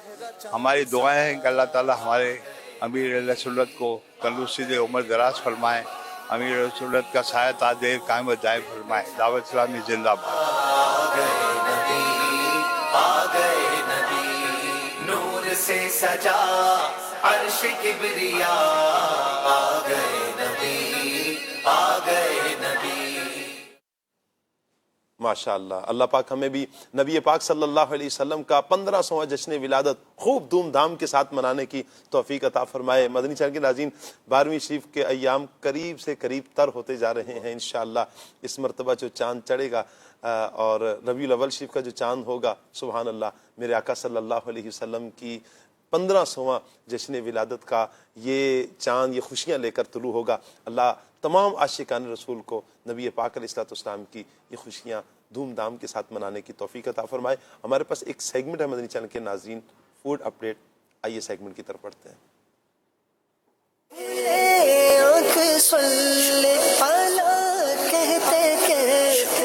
مدنی چینل کے ناظرین، آج ہم نے بات کرنی ہے آڑو کی۔ آڑو بھی اللہ تبارک و تعالیٰ کی بڑی اعلیٰ نعمت ہے، اور خاص طور پر یہ گرمیوں کا تحفہ ہے اللہ تبارک و تعالیٰ کی طرف سے۔ آڑو کی کیا اقسام ہیں، کیا فوائد ہیں، یہ بکتا کس طرح سے اور کیسے یہ لایا جاتا ہے، اور کہاں سے یہ آتا ہے، ایکسپورٹ ہوتا ہے، امپورٹ ہوتا ہے، یا یہ جو ہے وہ منڈی میں اس کا پورا کیا طریقہ ہے، وہ انشاءاللہ ہم آپ کو بتائیں گے۔ چلے بڑھتے ہیں آگے۔ یہ آڑو ہے، اور ایک آڑو اس طرف بھی ہے، یہ تھوڑا سائز اس کا بڑا ہے، اب دونوں میں کیا فرق ہے؟ سر اس کا سائز میں بھی فرق ہے اور کوالٹی میں بھی فرق ہے. تو اس ٹائم مارکیٹ کے اندر تقریباً بہت سارے فروٹ آ رہے ہیں، جس میں جو تازہ پھل آ رہے ہیں اس میں آڑو ہے، سیب ہے، آم ہے، ناشپتی ہے اور پلم. یہ آئٹم جو ہے اس ٹائم بالکل تازہ فریش آ رہے ہیں اور یہ سب پاکستان کے فروٹ ہیں ماشاءاللہ. تو ہمارے پاس اس ٹائم جو آڑو آ رہا ہے اس کی کوالٹی کے حساب سے اس کو 6 نمبر آڑو کہتے ہیں اور یہ ماشاءاللہ ذائقے میں بھی اچھا ہے. آڑو کی کوئی قسمیں بھی ہوتی ہیں؟ جی آڑو کی قسمیں ہوتی ہیں. اس کو یہ جو ہے نا گولڈن آڑو بولتے ہیں. ٹھیک ہے. اسی طرح کیا ہوتا ہے شربتی بولتے ہیں. شربتی جو ہے وہ جوس کے لیے زیادہ بہتر ہوتا ہے، جو گولڈن ہے وہ کھانے کے لیے بھی اور جوس کے لیے دونوں کے لیے بہترین کوالٹی ہوتی ہے. اچھا تو بعد میں کہتا ہے کھٹے بھی ہوتے ہیں، یہ میٹھے بھی ہوتے ہیں؟ تو میٹھے ہوتے ہیں. اس ٹائم جو آڑو آ رہا ہے اس کے بعد اینڈ تک جو آڑو چلے گا نا وہ انشاءاللہ ذائقے میں بہترین ہوتا ہے. یہ 6 نمبر آڑو ہے اور یہ سمجھیے کہ یہ اس کے بعد 2 اور قسمیں ہوتی ہیں 7 اور 8. 8 فائنل ہوتی ہے اور وہ سب سے اعلیٰ کوالٹی وہی ہے. تو یہ 8 نمبر ابھی ملے گا یا نہیں وہ تقریباً 10-15-20 دن بعد ملے گا. یہ درختوں پر ہی پکتا ہے کہ یہ آم کی طرح اس کو بھی جو ہے وہ نہیں یہ درختوں پر ہی تیار ہوتا ہے. اس کو کارپیٹ یا کوئی ایسا نہیں، بس یہ قدرتی طور پہ تیار ہوتا ہے. ٹھیک ہے. اس کے کچھ فوائد بھی بتائیں گے ہمیں؟ سر آڑو صحت کے لیے تو بہت انتہائی مفید چیز ہے. جیسا کہ مثلا یہ معدے کو صاف رکھتا ہے کیونکہ اس ٹائم تازہ آ رہا ہے. تازہ کو بھی پھل ہے جو وہ نقصان دہ نہیں ہو سکتا. یہ ایکسپورٹ بھی ہوتا ہے؟ ایکسپورٹ آڑو نہیں ہوتا کیونکہ یہ خراب ہو جاتا ہے. اچھا. یہ زیادہ ٹائم نہیں نکلتا. کتنی مدت ہے اس کی، کتنی دیر تک باقی رہتا ہے؟ یہ تقریباً 2 دن تک جو ہے نا فریش رہتا ہے، اس کے بعد یہ خراب ہونا شروع ہو جاتا ہے. پاکستان میں جو آڑو کی سب سے زیادہ فصل ہے وہ سواد کے اندر ہوتا ہے. پورے پاکستان میں جو آڑو اس ٹائم جا رہا ہے وہ سواد سے جا رہا ہے. اور اس کے حلال کمانے کے لیے انسان کو کیا کیا ذرائع اختیار کرنے چاہیے؟ اس کے حلال کمانے کے لیے سب سے پہلے تو انسان کو محنت کرنی چاہیے اور پھر مین چیز ہے جو ایمانداری اور جھوٹ نہ بولیں. جو بھی کام ہے چاہے آپ کا چھوٹا ہے 10 روپے کا یا لاکھوں کا ہے، جھوٹ نہ بولیں اور کوشش یہی کریں کہ اس میں جو ہے کسی قسم کی 2 نمبری نہ ہو. تو اللہ تعالیٰ جو ہے اس میں برکت ڈالے گا اور آپ کو وہ حلال ذریعہ بن جائے گا. اچھا ایسا بھی ہوتا ہے کہ جیسے یہ تو ماشاءاللہ پوری پیٹی بند ہے اور نیچے سے بھی نظر آ رہے ہیں کہ یہ صحیح ہے، اور کبھی کبھی ایسا بھی ہوتا ہے اوپر تھوڑے اچھے لگا دیتے ہیں اور نیچے جو ہے نا وہ چل بھائی جانے دو کو مسئلہ ہی نہیں. بالکل ایسے ہی ہوتا ہے. بارشوں میں اس کو بھرتی کر رہے ہیں. یہاں پہ پہنچنے کے لیے جو 1000 کی چیز ہوتی ہے اس کا وپاری ناراض ہوتا ہے، ادھر ہمیں ریٹ نہیں مل رہا، 600-700 روپے میں بک رہا ہے. اس کی کیا وجہ ہے؟ اس کی یہ وجہ ہے کہ ادھر بارشیں ہو رہی ہیں، مال ادھر سوکھا پہنچ نہیں رہا، داغی 2 کارٹن میں ہوتے ہیں، گراہک کسٹمر دیکھ کے بھاگ جاتا ہے. مجبوراً اس کو یا نقصان پہ بیچنا پڑتا ہے یا سستا کر کے. لے کے جانے والے لوگ ہیں ان کو تو پتا ہوتا ہے، وہ مال چیک کر کے لے کے جاتے ہیں. لیکن جو شہری آتے ہیں جو کبھی کبھار آتے ہیں جیسے اتوار کے دن یا اس کے علاوہ آتے ہیں تو ان کو پتہ نہیں چلتا کہ مال کیسے ہیں، وہ دھوکہ کھا جاتے ہیں. مال کم ہوتے ہیں ریٹ زیادہ ہوتے ہیں. مال زیادہ ہوتے ہیں ریٹ کم ہوتے ہیں. ابھی 700-800-1000. کیا کوئی فائدے بتائیں کہ آڑو کا کیا فائدہ ہوتا ہے؟ شوگر کے لیے، بلڈ پریشر کے لیے، میدے کے لیے، بہت جگر کے لیے بہت اچھا چیز ہے. ایک تاجر کو جو کاروبار کر رہا ہے اسے کن دینی پہلوؤں کو سامنے رکھنا چاہیے؟ دیکھیں سب سے پہلی بات یہ ہے کہ جو تاجر ہیں ان کو ایمانداری تو کہہ رہے ہیں، اونیسٹی از بیسٹ پالیسی، وہ چیز نہیں کر رہے. یعنی اونیسٹی جو ہے یہ پہلی چیز ہے اور جو ہے اس کو ملحوظ خاطر نہیں فالو کر رہے لوگ. ہمارے یہاں اللہ تعالیٰ ہدایت دے ہمیں. صبح کے وقت آ کر جو کاروبار کیا جاتا ہے وہ زیادہ فائدہ مند ہوتا ہے یا جو دیر سے لوگ آتے ہیں؟ صبح اٹھ کے جو کاروبار کیا جائے اور اللہ کے نام سے شروع کیا جائے، میرے خیال میں وہ برکت کا کام ہے، اور اس میں اگر ایمانداری بھی شامل ہو تو یہ سونے پہ سہاگا ہے. چلے مدی چلے کے ناظرین، یہ آڑو تھا جس کے بارے میں ہم نے آپ کو معلومات فراہم کی ہے اور بتایا کہ آڑو کے ریٹ کیا ہیں اور یہ کون سا آڑو سب سے بیسٹ ہوتا ہے، جوس کس سے بنایا جا سکتا ہے، کھانے میں کون سا اچھا ہوتا ہے. اور محنت یہ جب بندہ کرتا ہے تو اللہ پاک جو سچائی کے ساتھ دل لگا کر اچھی نیت کے ساتھ عمل کرتا ہے اس کے اللہ پاک محنت ضائع نہیں کرتا. تو کوشش کرنی چاہیے. یہ اللہ پاک ہمیں اچھے اور بھلائی کی توفیق نصیب فرمائے، خیر کی توفیق عطا فرمائے. اور یہ تو ہم نے آپ نے یہاں دیکھ لیا کہ یہاں کس انداز میں یہ سارے معاملات ہوتے ہیں. اب یہ گلی محلوں میں جو ٹھیلے ہوتے ہیں، ریڑیاں ہوتی ہیں، وہاں کے اور یہاں کے ریٹوں میں کیا فرق ہے اور وہاں جا کر کس انداز میں بکتا ہے وہ بھی آپ کو دکھاتے ہیں. بھائی یہ آڑو ہے، بڑا گول ہے ماشاءاللہ، خوبصورت بھی ہے. یہ 400 روپے کلو ہے. سواد والا آڑو ہے. سواد والا آڑو ہے جی. یہ کوئٹہ کا ہے. اچھا یہ کوئٹہ 250 روپے کلو ہے. یہ 250 روپے کلو ہے جی. اور یہ 400 روپے کلو. یہ 400. یہ اچھا ہے. آڑو 350 روپے کلو ہے جناب. آڑو 300 بھی ہے، 200 بھی ہے. اور بھی انشاءاللہ معلومات ہم آپ کو اسٹوڈیو سے دلاتے ہیں. چلتے شاہ صاحب کی طرف اور دیکھتے ہیں کہ شاہ صاحب کے پاس آڑو کے کیا فوائد ہیں اور کیا بتاتے ہیں آپ. جی شاہ صاحب. بھائی میرے پاس آڑو کے فوائد تو یہ سامنے آڑو ہی موجود ہے. مبلغین کو پہلے انشاءاللہ پیش کرتے ہیں آڑو. سبحان اللہ. پہلے اس طرف مبلغین کو پیش کیے جائیں گے.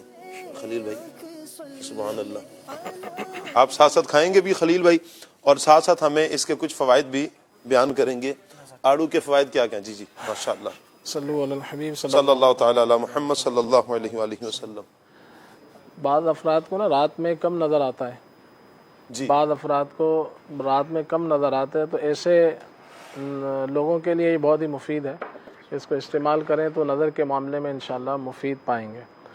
اسی طرح گردوں کے لیے، جگر کے لیے، دل کے لیے مفید ہے، نظام ہضم کو بہتر کرتا ہے، اور خاص طور سے جن بچوں کے پیٹ میں کیڑے ہوتے ہیں تو ان کے لیے بہت مفید یہ پھل ہے۔ تو اگر بچے اس کو استعمال کریں، یا اگر وہ نہیں کرتے تو اس طرح سے نہیں کھاتے ہیں تو کسی بھی انداز پہ ان کو کھلائیں، تو پیٹ کے کیڑوں کے حوالے سے انشاءاللہ یہ بہت مفید ہے، اور اس کی افادیت بہت زیادہ ہے۔ اس کو استعمال جب موسم اس کا ہو تو اس کو باقاعدہ استعمال کرنا چاہیے، آپ چاہیں تو کھانے سے پہلے، یا اس کے علاوہ بھی جیسے آپ کو موقع ملے دوپہر میں، جیسے بعض لوگ کھانا نہیں کھاتے ہیں تو چلے اس طرح کا فروٹ کھا لیں، تو بہت ہی مفید چیز ہے، اور اس کی افادیت بہت زیادہ ہے۔ عرب دنیا میں اس کی افادیت بہت دیکھی ہے۔ ایک مصر کے بارے میں پڑھا ہے میں نے کہ وہاں پر جو ہے نا، اس کو جب اس کا موسم ہوتا ہے آڑو کا، تو اس کو جو ہے اس کا جوس نکال کے کپڑوں کو، جیسے کپڑے ہوتے ہیں جو جذب کر لیتے ہیں اپنے اندر، لٹھا وغیرہ اس ٹائپ کا، جو بھی کاٹن وغیرہ جو کپڑا ہے، تو اس کے اندر اس کو جذب کر لیا جاتا ہے، اس کے رس کو، اس کا رس نکال کے اس کو میں بھگو کے پھر اس کو سکھا لیا جاتا ہے۔ اچھا۔ تو پھر جب ماہ رمضان المبارک شریف تشریف لاتا ہے تو پھر جو ہے نا اس کے وہ کاٹ کے ٹکڑے، ایک گز آدھا گز، تو وہ لے جاتے ہیں لوگ، پھر اس کو پانی میں بھگوتے ہیں، تو پھر اس کا شربت بنا کے پیتے ہیں۔ تو ایک انداز اس کا یہ بھی ہے۔ تو اس کی بہت افادیت ہے۔ تو اگر یہ ہر بندہ اگر شروع کر دے، ہم کریں گے تو کچھ کا کچھ ہی نہ ہو جائے۔ نہیں یہ نہیں کرنا، آپ فریش کھائیں۔ جزاک اللہ۔ سب سے بہتر ہی یہی ہے کہ چلے میں جوش میں آ کر کہوں کہ ذرا سنبھال لوں اس کو، مجھے پسند ہے الحمدللہ، میں اس کا جوس سیو کرنے کے لیے ترکیب بناؤں تو سب سے بیسٹ تو یہی ہوتا ہے کہ درخت کا پکا ہوا پھل ہو، ورنہ پھر کم از کم یہ ہو کہ موسم کا پھل ہو۔ موسم کا ہو تو اگر موسم گزرنے کے بعد اس کی وہ افادیت رہتی نہیں ہے، اس لیے بہت ہی مفید ہے، اس کو استعمال کریں تو انشاءاللہ اس کے فائدے اٹھائیں گے۔ طبی اعتبار سے اس کے مزید کچھ فوائد کے کون افراد لے سکتے ہیں اور کون نہیں لے سکتے؟ جیسے شوگر کے بارے میں بھی، اس میں چونکہ مٹھاس کم ہوتی ہے جی، تو شوگر کے جو مریض ہیں تو وہ بھی اس کو مناسب مقدار میں اپنی شوگر کو دیکھتے ہوئے اپنے ڈاکٹر کے مشورے سے اس کو لے سکتے ہیں، اور اس کے علاوہ دیگر تقریباً افراد اس کو لے سکتے ہیں، سبھی قسم کے افراد اس کو تقریباً لے سکتے ہیں۔ خلیل بھائی نے شوگر کے مریض کے لیے کچھ محتاط لفظ استعمال کیا، میں مزید اس میں وضاحت چاہوں گا، یعنی شوگر کا مریض ہر موقع پر اس پھل کو استعمال کریں، یا لو یا جب ہائی ہو، کس موقع پر مفید ہے؟ اچھا، لو ہو تو پھر تو کوئی نہ کوئی میٹھا بندہ کھاتا ہی ہے جی، لیکن میں نے یہ عرض کیا کہ ایک تو اپنے طبیب سے مشورہ کر لیں، نمبر 2 کہ یہ جنرلی طور پہ شوگر کا مریض اس کو لے سکتا ہے مناسب مقدار میں، مگر یہ کہ اب لفظ شوگر کا مریض، اب جو شوگر کا پیشنٹ ہے تو کسی کی 400 چل رہی ہے، کسی کی 300 چل رہی ہے، کسی کی 250 چل رہی ہے، تو اس میں بھی بہت زیادہ فرق ہوتا ہے۔ تو اب ایک اگر یہ قاعدہ یوں کہہ لیں کہ کلیہ ایک طریقہ سب کے لیے نہیں ہے، تو اس کو اپنے حالات کو دیکھنا ہوگا کہ وہ کس پوزیشن میں ہے، تو اس کے اعتبار سے ہی استعمال کریں گے۔ کچھ اس کے فوائد میرے سامنے بھی ہیں۔ نظام ہضم کو بہتر کرتا ہے، یعنی قبض وغیرہ کا اگر کسی کو مسئلہ ہو، آپ اس میں تصدیق تردید بھی فرماتے رہیے گا، رہنمائی ہوتی رہے گی۔ اور جلد کو نکھارنے کے لیے اس کا استعمال، وزن کو کم کرنے کے لیے استعمال، دل کی بیماری کے لیے مفید ہے، قوت مدافعت کو بڑھاتا ہے، آنکھوں کی حفاظت جیسے ماشاءاللہ ہمارے خلیل بھائی نے کیا ہے، فاسد مادوں کو یہ اس کے لیے خصوصی یہ فائدہ مند ہے، یعنی جسم کے جو فاضل پانی اور زہریلے مادے ہیں ان کو یہ خارج کرتا ہے، گردوں کو فعال کرتا ہے، کینسر سے بچاؤ کے لیے یہ معاون ہے۔ اچھا، اس کے استعمال کا جو طریقہ ہے، بطور پھل تازہ کھائیں، شربت یا جوس بنا کر پی سکتے ہیں، سلاد کے طور پر بھی آپ اس کو استعمال کر سکتے ہیں، لیکن دیکھیں ایک چیز ہے، ہر چیز اگر آپ لمٹ میں استعمال کریں گے تو ہی اس کا فائدہ ہوگا نا، ضرورت سے زیادہ استعمال کر دیں تو کہیں نہ کہیں تو نقصان کرے گی۔ باہر صورت اگر آپ کسی مرض میں مبتلا ہیں تو اپنے طبیب سے لازمی اس کا مشورہ کر لیجیے گا۔ جوس بنائے تو چینی نہ ملائیں۔ اچھا، جوس پلائیں تاکہ اس کی افادیت باقی رہے۔ تو گڑ ملا لیتے ہیں نا پھر ہم، اگر ضرورت ہو تو اچھا گڑ ملا لیں، ورنہ تو اگر اسی کو لیں تو بہتر ہے۔ ویسے خلیل بھائی بہت ساروں کا ذہن ہوتا ہے ٹھیک ہے چلے چینی منع نا، گڑ تو نہیں ہے، پھر ہر جگہ پھر گڑ ہی چل رہا ہوتا ہے، ٹھیک ٹھاک گڑ چل رہا ہوتا ہے۔ गुड़ है तो मीठा ही जी, उसको भी जैसे तरीके से ही लेना होगा। अच्छा। इसका तकाबुल अगर उससे करेंगे चीनी के एतबार से तो फिर तो जाहिर बात है कि इससे बेहतर कुछ नहीं है गुड़ से। तो जब लेकिन गुड़ है या आम है या आड़ू है या कोई भी फ्रूट है, अंगूर है, तो उसको लेना होगा मौके महल से एक मुनासिब मिकदार में कि जितना बंदा हजम कर सके। जी, सही। आपसे कुछ मदनी चैनल के नाज़रीन ने भी कुछ मसाइल का जिक्र किया। मसाने की कमज़ोरी के हवाले से बात हुई थी, तो अल्लाह पाक हमारे सारे मरीज़ों पर नज़र रहमत फरमाए, इनको भी शिफा दे। मसाने की कमज़ोरी के लिए सबसे पहले तो ये है कि ये मसाने की कमज़ोरी का ताल्लुक़ अक्सर तो यही होता है कि बंदे की बॉडी वीक होती है। जैसे इन्होंने जिस्मानी कमज़ोरी का भी साथ जिक्र किया, तो इसके लिए अपनी डाइट अच्छी करें। जैसे बकरी का गोश्त है, फ़िश है, देसी मुर्गी है, इसका इस्तेमाल शोरबे वाला जैसे सालन बनाकर इसको लें तो इससे जिस्म में मजबूती आएगी। जिस्मानी कमज़ोरी के लिए इसका यखनी वगैरह इन जैसे ये गोश्त जो मैंने अर्ज़ किए तीनों, तो इससे इसकी यखनी बनाकर पिएंगे तो इंशाल्लाह बहुत फ़ायदा होगा। इसके साथ साथ जो है अंजीर का इस्तेमाल बहुत मुफीद है, तो ये आसाब पट्ठों को ताकत भी देगी, जिस्मानी कमज़ोरी दूर होगी तो इंशाल्लाह मसाने की कमज़ोरी भी दूर होगी। इसी तरह से पिस्ते बहुत मुफीद हैं, तो हर खाने से पहले 4-5 पिस्ते आप इस्तेमाल कर लें तो ये इंशाल्लाह मसाने की कमज़ोरी के हवाले से भी मुफीद है और जिस्मानी ताकत के हवाले से भी है। तो ये अंजीर है, खजूर है, पिस्ता है, बादाम है, तो इसका इस्तेमाल करें तो इंशाल्लाह ये जिस्मानी कमज़ोरी और साथ में मसाने की कमज़ोरी के लिए बहुत मुफीद होगी इंशाअल्लाह। खलील भाई, आड़ू के जूस के हवाले से आपने बताया, तो एक चीज़ देखी है, अब इसकी आप तस्दीक करेंगे। आड़ू के जूस में चीनी का जैसे आपने फरमाया कि ना इस्तेमाल किया जाए, बाज़ जगह देखे कि काला नमक जो है आड़ू के जूस बनाने में जो है ना वो इस्तेमाल किया जाता है। तो वैसे खाने में भी काला नमक डाल के लगा के मसाले के तौर पे भी इसे इस्तेमाल करते हैं और जूस में एहतमाम के साथ। तो जैसे जहाँ जिसको नमक की इजाज़त है वो ले सकता है, क्योंकि नमक जो है ना अगर देखेंगे तो नमक भी सफाई करता है बॉडी की। अगर जैसे कोई बीपी का मरीज़ है तो वो जितना बचा जाए इससे अच्छा है, क्योंकि इसकी कसरत जो है जहाँ जहाँ बच सकते हैं तो वहाँ पर नमक से बचना चाहिए कि इसकी कसरत गुर्दों के लिए नुकसानदेह होती है, दिल के लिए नुकसानदेह होती है। एक मैंने तहकीक पढ़ी थी एक मुल्क के बारे में कि वहाँ के लोग सबसे ज़्यादा नमक खाते हैं तो सबसे ज़्यादा मरीज़ वहाँ पर पाए जाते हैं। अच्छा। तो लेकिन ये है कि जहाँ जहाँ गुजारा हो सकता है तो कर ले, लेकिन बाद ऐसी चीज़ें होती हैं कि जिसके अंदर नमक वगैरह शामिल कर लिया जाए तो उसकी अफादियत बढ़ जाती है, तो ये एक अलग बात है। लेकिन जैसे हमने पिछले दिनों शेख तरीक़त अमीर सुन्नत दामत बरकातुहु आलिया ने फरमाया था कि मैं कद्दू शरीफ खाता हूँ उबला हुआ, तो उस पर नमक नहीं डालता हूँ कि एक दफ़ा अगर नमक डाला तो फिर मुझे उसकी तलब होगी। इस तरह का मफहूम था कि जायका उसका फिर जो है ना होगा कि नमक वाला ही खाना है, तो बग़ैर नमक के मैं खा रहा हूँ। क्या बात। तो ये आप एक नॉर्मल इंसान एक वक्त में कितना ये फल इस्तेमाल कर सकता है? आड़ू ही अगर बिलफर्ज, चूँकि आज हमारा टॉपिक भी है आड़ू के हवाले से, कितना खा सकता है? इसमें यह है कि ये नहीं कह सकते जनरली, जो अतिब्बा से हमने सुना है असातिज़ा से बड़ों से कि वो ये है कि ये नहीं कह सकते कि इतने आम खा सकता है या इतने आड़ू खा सकता है। इसमें अपने अपने एतबार से होता है कि आपका मैदा कितना हजम कर सकता है और फिर आप किस कैफियत में खड़े हैं। अगर मिसाल एक शख्स किसी ने कहा एक आदमी 3 आम खा सकता है या 2 आम खा सकता है, अब उसको शुगर भी है तो अब उसके लिए तो थोड़ा सा कम किया जाएगा मज़ीद। एक आदमी है कि वो उसको 2-3 आम कुछ कहते ही नहीं है, वो जैसे किसानों वाला काम करता है, भाग दौड़ करता है, तो फिर तो वो उसका मैदा भी हजम भी कर लेता है, तो वो 2 भी खा सकता है, 3 भी खा सकता है। और एक है कि उसका मैदा जो है वो पहले ही ख़राब है, वो थोड़ी सी बाद ऐसे अमराद होते हैं कि थोड़ा सा खाना खाएंगे उनको पेट उनका गड़बड़ हो जाता है, वॉशरूम जाना पड़ता है। अब ऐसा आदमी अगर खाएगा ज़्यादा कसरत से जी, तो उसी अंदाज पे कि भाई इतने खा सकते हैं तो वो खाएगा तो ज़ाहिर बात है उसका नुकसान उठाएगा। तो जितना हजम कर सके उतना लेना चाहिए। और शुगर वालों के लिए एक मशवरा होता है कि वो अगर लें भी, जैसे उन्होंने एक तय किया कि मुझे 2 आड़ू खाने, तो बेहतर ये है कि 1 आड़ू पहले खा लें, फिर आधे 1 घंटे बाद, 2 घंटे बाद, 3 घंटे बाद 1 आड़ू फिर खा लें। सही। इस तरह क्या होगा कि उनके लिए मुफीद हो जाएगा। चलें जी, अल्लाह ताला आपको बरकतें अता फरमाए। टॉपिक की तरफ लौटते हैं। तारिक भाई, मैं चाहूँगा कि हुजूर दाता गंजबख्श अली हजवेरी रहमतुल्लाहि ताला अलैह के जो मलफूज़ात हैं, चंद मलफूज़ात बयान फरमा दें। जी शाह साहब, किबला हुजूर दाता गंजबख्श अली हजवेरी रहमतुल्लाहि ताला अलैह कश्फुल महजूब शरीफ आपकी जो मशहूर ज़माना तसनीफ़ है, इसमें बहुत सारे वाक़यात भी और मलफूज़ात, नसाहे بھی موجود ہیں. کچھ ایک ارشادات آپ کے انشاءاللہ ہم سنیں گے.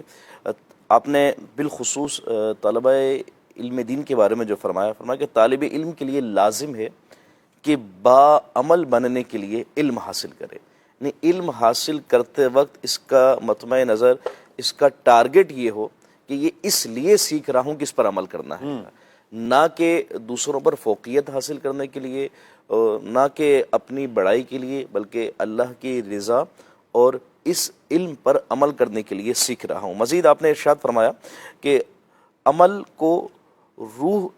کی روح جو ہے نا وہ اخلاص ہے. جس طرح جسم روح کے بغیر محض پتھر ہے، اسی طرح اخلاص بغیر عمل کے محض غبار ہے گا. کہ اخلاص کے بغیر عمل کرنا اس کا کوئی فائدہ نہیں ہے گا، کہ جس طرح جسم جو ہے یہ روح کے بغیر بالکل بے جان ہے گی. تو لہٰذا عمل بھی کرنا ہے، لیکن اس عمل کے اندر اخلاص بھی لے کر آنا ہے، اور اخلاص کی لانے کے لیے کوشش بھی کرتی رہنی چاہیے. اور امام غزالی رحمۃ اللہ تعالیٰ علیہ اس بارے میں بڑا پیارا ارشاد فرماتے ہیں کہ بس اوقات بعض لوگ اس لیے عمل سے رک جاتے ہیں کہ مجھے اخلاص نہیں مل رہا، اور تو جو ہے نا اخلاص نہیں مل رہا تو میں چھوڑ دوں گا. نہیں، اخلاص نہیں بھی مل رہا، عمل کرتے رہو، کوشش کرتے رہو. ایک دن وہ آئے گا کہ تمہیں تمہارے عمل کے اندر اخلاص بھی مل جائے گا. کیا بات ہے. ریاکاری کے ڈر یا خوف کی وجہ سے عمل نہیں چھوڑنا ہے، عمل کرتے رہنا ہے. اور وہ جو ریاکاری کی کیفیت بن رہی، تکبر کی کیفیت بن رہی، اس کیفیت کو دور کرتے رہنے کی کوشش کرتے رہیں. انشاءاللہ عمل میں اخلاص نصیب ہوگا. تو اور بھی بہت سارے آپ کے ملفوظات ہیں، ارشادات ہیں، جو ان کا ہم نے ذکر خیر بھی سنا. انشاءاللہ اللہ نے چاہا تو پھر موقع پہ بھی سنتے ہی رہیں گے مزید انشاءاللہ. ابراہیم بھائی آپ کیا فرمائیں گے؟ جی قبلہ شاہ صاحب، حضرت داتا گنج بخش علی حجویری رحمۃ اللہ تعالی کی زندگی کے اور کئی پہلو ہیں جو ہم لے سکتے ہیں. اب وہ مختصر رہ گیا. حضرت داتا گنج بخش علی حجویری رحمۃ اللہ تعالی کی مبارک زندگی کا ایک پہلو جو ہے وہ آپ کثرت سے اہل اللہ کی بارگاہ میں حاضر دیا کرتے تھے. اختصار کے ساتھ تو ہم وہ بھی سن چکے ہیں کہ آپ کتنے اہل اللہ کی خدمت میں حاضر ہوئے، اساتذہ کی خدمت میں حاضر ہوئے. آپ رحمۃ اللہ تعالی علیہ کا ایک معمول تھا کہ آپ کو کوئی مشکل درپیش ہوتی تھی تو آپ حضرت سیدنا بایزید بستامی رحمۃ اللہ تعالی کے مزار پر حاضر دیا کرتے تھے. اب یہ حضرت بایزید بستامی رحمۃ اللہ تعالی علیہ کتنی بڑی شخصیت ہیں، یہ ذرا غور کیجئے گا. حضرت بایزید بستامی رحمۃ اللہ تعالی علیہ یہ شاگرد ہیں حضرت امام جعفر صادق رضی اللہ تعالیٰ عنہ کے. حضرت امام جعفر صادق رضی اللہ تعالیٰ عنہ کے شاگرد ہیں، اور حضرت بایزید بستامی علیہ الرحمہ سے فیض پانے والے حضرت ابو الحسن خرقانی رحمۃ اللہ تعالی علیہ ہیں. وہ ڈاکٹر اقبال کہتے ہیں کہ فقر جنید و بایزید تیرا جمال بے نقاب، یہ حضور علیہ السلام کی نعت کے طور پر انہوں نے کہا ہے. تو حضرت بایزید بستامی علیہ الرحمہ کی خدمت میں یہ کثرت سے حاضری دیا کرتے تھے. تو اسی ہمیں سیکھنے کو ملتا ہے کہ ہمارے جو شروع سے بزرگان دین کا معمول رہا ہے، وہ اہل اللہ چاہے اپنے ظاہری حیات میں تشریف فرما ہوں تب بھی وہ کثرت سے ان کی خدمت میں جاتے تھے، اور اگر وہ دنیا سے پردہ کر جائیں تو ان کے مزارات پر بھی کثرت سے حاضری دیا کرتے تھے. یہی ہم نے اپنے بزرگوں سے سیکھا ہے، اور یہی ہمارا جو اہل اللہ کا ایک طریقہ کار چلا آ رہا ہے. تو ہمیں اللہ کے ولیوں کی بارگاہ میں حاضری دینی چاہیے، مزارات پر بھی حاضری دینی چاہیے. انشاءاللہ اس کی برکات ضرور نصیب. کیا بات ہے. لیکن مزارات پہ ہم حاضری دیں تو اس کا اہتمام ہو، ہمیں پتہ ہو مزار شریف پر حاضری دینے کا انداز کیا ہے. جو چیزیں ناجائز اور حرام ہیں ہم نے اپنے آپ کو ان سے بچانا ہے. ہم تو اکتساب فیض کے لیے جا رہے ہیں، ہم تو فیض لینے کے لیے جا رہے ہیں، نہ کہ معاذ اللہ گناہ کے پتہ چلے کہ انبار لے کر کوئی بندہ پلٹ کر آ رہا ہو. جیسے قبر کو سجدہ کرنا، علماء نے صراحت کے ساتھ اس کو حرام لکھا ہے. بحمداللہ کوئی مسلمان بھی قبر کو یوں سجدہ خدا سمجھ کر نہیں کر سکتا، اور نہ ہی کرتا ہے بحمداللہ تعالی. جو یعنی دین سے جو دور لوگ ہیں اور وہ اگر اس طرح کی حرکتیں کر رہے ہیں تو نہیں کرنی چاہیے. اللہ نہ کرے کوئی مسلمان اس طرح کی ناجائز حرکتوں میں، حرام حرکات میں مبتلا ہو. یوں ہی قبر کا طواف کرنا یہ بھی حرام ہے. صرف کعبۃ اللہ کا طواف اللہ ہمیں نصیب کرے، بار بار کعبۃ اللہ میں جانا، وہاں پر ہمیں طواف نصیب فرمائے. پھر سیدی اعلیٰ حضرت امام علیہ سنت نے جو لکھا ہے کہ 4 ہاتھ پیچھے رہ کر آپ حاضری دیں. آپ پیچھے رہیں جب مزار شریف پر آپ حاضری دیں، درود پاک پڑھیں، سورہ فاتحہ پڑھیں، سورہ اخلاص پڑھیں، آیت الکرسی پڑھیں، جو قرآن پاک جتنا آتا ہے آپ کو زبانی یاد ہے آپ اتنا پڑھ لیجئے. پھر آپ ان کے ایصال ثواب کے لیے اہتمام کریں، ایصال ثواب کریں، اور ان کے وسیلے سے اللہ پاک کی بارگاہ میں دعائیں کریں. انشاءاللہ ان کا فیض اللہ نے چاہا ہمیں ضرور ملے گا. اللہ برکتیں عطا فرمائے. میں چاہوں گا کہ آخر میں جو ایک نصیحت تھی جو آپ کے شیخ نے داتا صاحب کو کی ہے، وہ نصیحت کیا تھی؟ جی، داتا حضور گنج بخش علی حجویری رحمۃ اللہ تعالی جب اپنے مرشد کریم کی بارگاہ میں حاضر ہوئے تو آپ کا جو آخری لمحات تھے وصال کے، تو اس وقت آپ رحمۃ اللہ تعالی یعنی آپ کے مرشد نے آپ رحمۃ اللہ تعالی کو ایک نصیحت فرمایا کہ یہ بات یاد رکھیے گا کہ ہر چیز اور ہر حال اللہ عز و جل کا پیدا کردہ ہے، خواہ وہ بد ہو یا نیک ہو، یعنی بری چیز ہو یا اچھی ہو، جو بھی چیز ہے وہ اللہ عز و جل کی پیدا کردہ ہی چیز ہے۔ تو لہٰذا جو اللہ عز و جل کی پیدا کردہ چیز ہے اس سے ہمیں کبھی بھی عداوت، دشمنی، بغض، کینہ وغیرہ نہیں رکھنا چاہیے۔ اور مزید فرمایا کہ کسی کی طرف سے اگر تکلیف، رنج آپ کو مل جائے تو اس کو دل میں جگہ نہیں دینی چاہیے۔ یہ کمال کی نصیحت ارشاد فرمائی ہے، تو کتنی پیاری ہے۔ تو ہم بھی اس پر اگر عمل کریں کہ ہم بھی جو ہے وہ کسی کی طرف سے اگر تکلیف پہنچتی ہے، رنج پہنچتا ہے تو ہم جو ہے وہ اس کو دل میں جگہ نہ دیں، اور اللہ کی جو بھی پیدا کردہ چیز ہے ہم اس سے بغض، کینہ، حسد وغیرہ نہ رکھیں، بلکہ اللہ یہ سمجھے کہ اللہ نے یہ بنائی ہے تو ہم اس سے محبت کریں۔ اگر تکلیف پہنچ جائے ہمیں جو ہے وہ ہم اس پر صبر کریں، اور اگر کوئی اچھی چیز مل جائے تو اس پر اللہ تبارک و تعالی ہم شکر ادا کریں۔ کیا بات ہے، شیخ کا کام ہی ہوتا ہے اپنے مریدوں کو ایسی پیاری پیاری نصیحتیں کرنے کا، اور پھر مرید بھی ہو داتا علی حجویری جیسا، تو کیا ہی شان ہے، کیا خوب کہا نا۔ گنج بخش فیض عالم مظہر نور خدا، گنج بخش فیض عالم مظہر نور خدا، گنج بخش فیض عالم مظہر نور خدا، ناقصارا پیر کامل کاملارا رہنما، ناقصارا پیر کامل کاملارا رہنما، حسن و جمال مصطفیٰ مرحبا صد مرحبا، عز و جلال مصطفیٰ مرحبا صد مرحبا، عز و جلال مصطفیٰ مرحبا صد مرحبا، آقا کا امامہ مرحبا، آقا کی داڑھی مرحبا، ہے پیاری پیاری مرحبا، دندان مبارک مرحبا، صدقے یا رسول اللہ، صدقے یا رسول اللہ، صدقے یا رسول اللہ، میں صدقے یا رسول اللہ، حسن جمال مصطفیٰ مرحبا صد مرحبا، عز و جلال مصطفیٰ مرحبا صد مرحبا، اس صورت نو میں جانا کھا کہ جان جہانا کھا، سچ آکھا تے رب دی میں شانا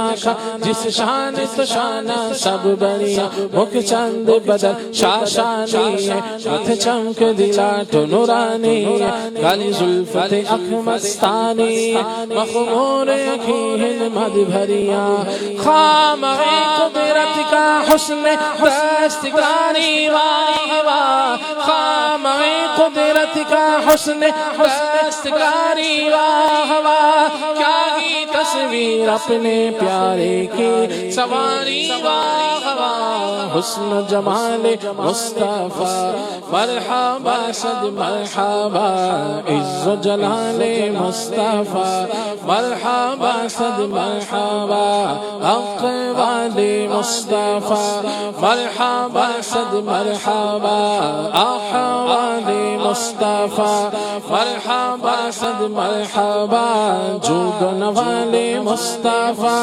مرحبا صد مرحبا، اوج و کمال مصطفیٰ مرحبا صد مرحبا، امت مصطفیٰ مرحبا صد مرحبا، والدین مصطفیٰ مرحبا صد مرحبا، اصحاب وال مصطفیٰ مرحبا صد مرحبا، صدقے یا رسول اللہ، صدقے یا رسول اللہ، صدقے یا رسول اللہ، میں صدقے یا رسول اللہ، حسن جمال مصطفیٰ مرحبا صد مرحبا عز و جلال مصطفیٰ مرحبا صد مرحبا عز و جلال مصطفیٰ مرحبا صد مرحبا. سبحان اللہ. آئیے مدنی چینل کے ناظرین صلاۃ و اسلام کی طرف بڑھتے ہیں. تم پر لاکھوں سلام آقا تم پر لاکھوں سلام تم پر لاکھوں سلام آقا تم پر لاکھوں سلام تم پر لاکھوں سلام آقا تم پر لاکھوں سلام. رب کے پیارے راج دلارے رب کے پیارے راج دلارے ہم ہیں تمہارے تم ہو ہمارے ہم ہیں تمہارے تم ہو ہمارے. اے دامان رحمت والے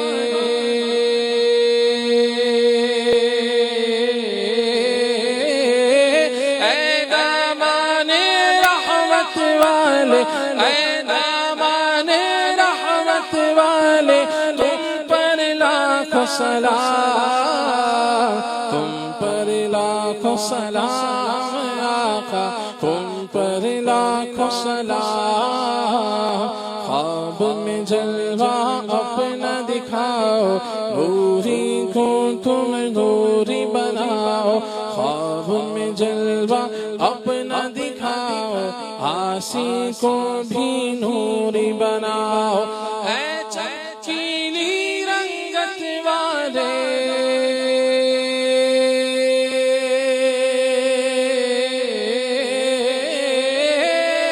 چمکیلی رنگت والے اے چمکیلی رنگت والے تم پر لاکھوں سلام تم پر لاکھوں سلام آقا تم پر لاکھوں سلام تم پر لاکھوں سلام آقا تم پر لاکھوں سلام.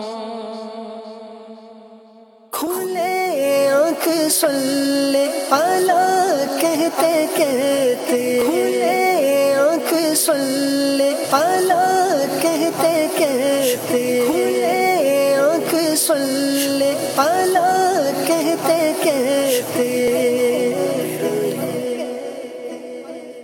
گنج بخشے فیض عالم مظہر نور خدا ناقصارا پیر کامل کاملارا رہنما ناقصارا پیر کامل کاملارا رہنما. یہ رب کا کرم اور نبی کی عطا ہے بزرگوں کا بھی آ گیا مدنی چینل. صلی اللہ علیہ وسلم صلی اللہ علیہ وسلم. عصائے کلیم ازدہائے غضب تھا عصائے کلیم ازدہائے غضب تھا گروہ کا سہارا گروہ کا سہارا عصائے محمد صلی اللہ علیہ وسلم. پیارے امیر اہل سنت، اللہ کریم آپ کو دنیا اور آخرت میں شاد و آباد رکھے، آمین. حضرت موسیٰ علیہ السلام کے عصا کے متعلق ہم نے بارہا سنا ہے. آپ کی خدمت میں عرض ہے کہ یہ ارشاد فرما دیجئے کیا آقا صلی اللہ علیہ وسلم نے بھی عصا کا استعمال فرمایا؟ اور اعلیٰ حضرت رحمت اللہ علیہ کے اس شعر میں گروہ کا سہارا عصائے محمد سے کیا مراد ہے؟ آقا صلی اللہ علیہ وسلم نے بھی عصا رکھا. عصا میں سب لوگ سمجھتے نہیں ہوں لیکن دکھایا نا تو سمجھ میں اسٹیک واکنگ اسٹیک तो वो जिस लकड़ी को लेकर चलते, तो ये असा माने मुतलकन तो वही लकड़ी डंडी, तो आमतौर पर हाथ में रखने के उसको असा बोलते हैं, जैसे वॉकिंग स्टिक मैंने अर्ज किया। तो प्यारे आका सल्लल्लाहु अलैहि वसल्लम की भी सुन्नत है असा इस्तेमाल करना।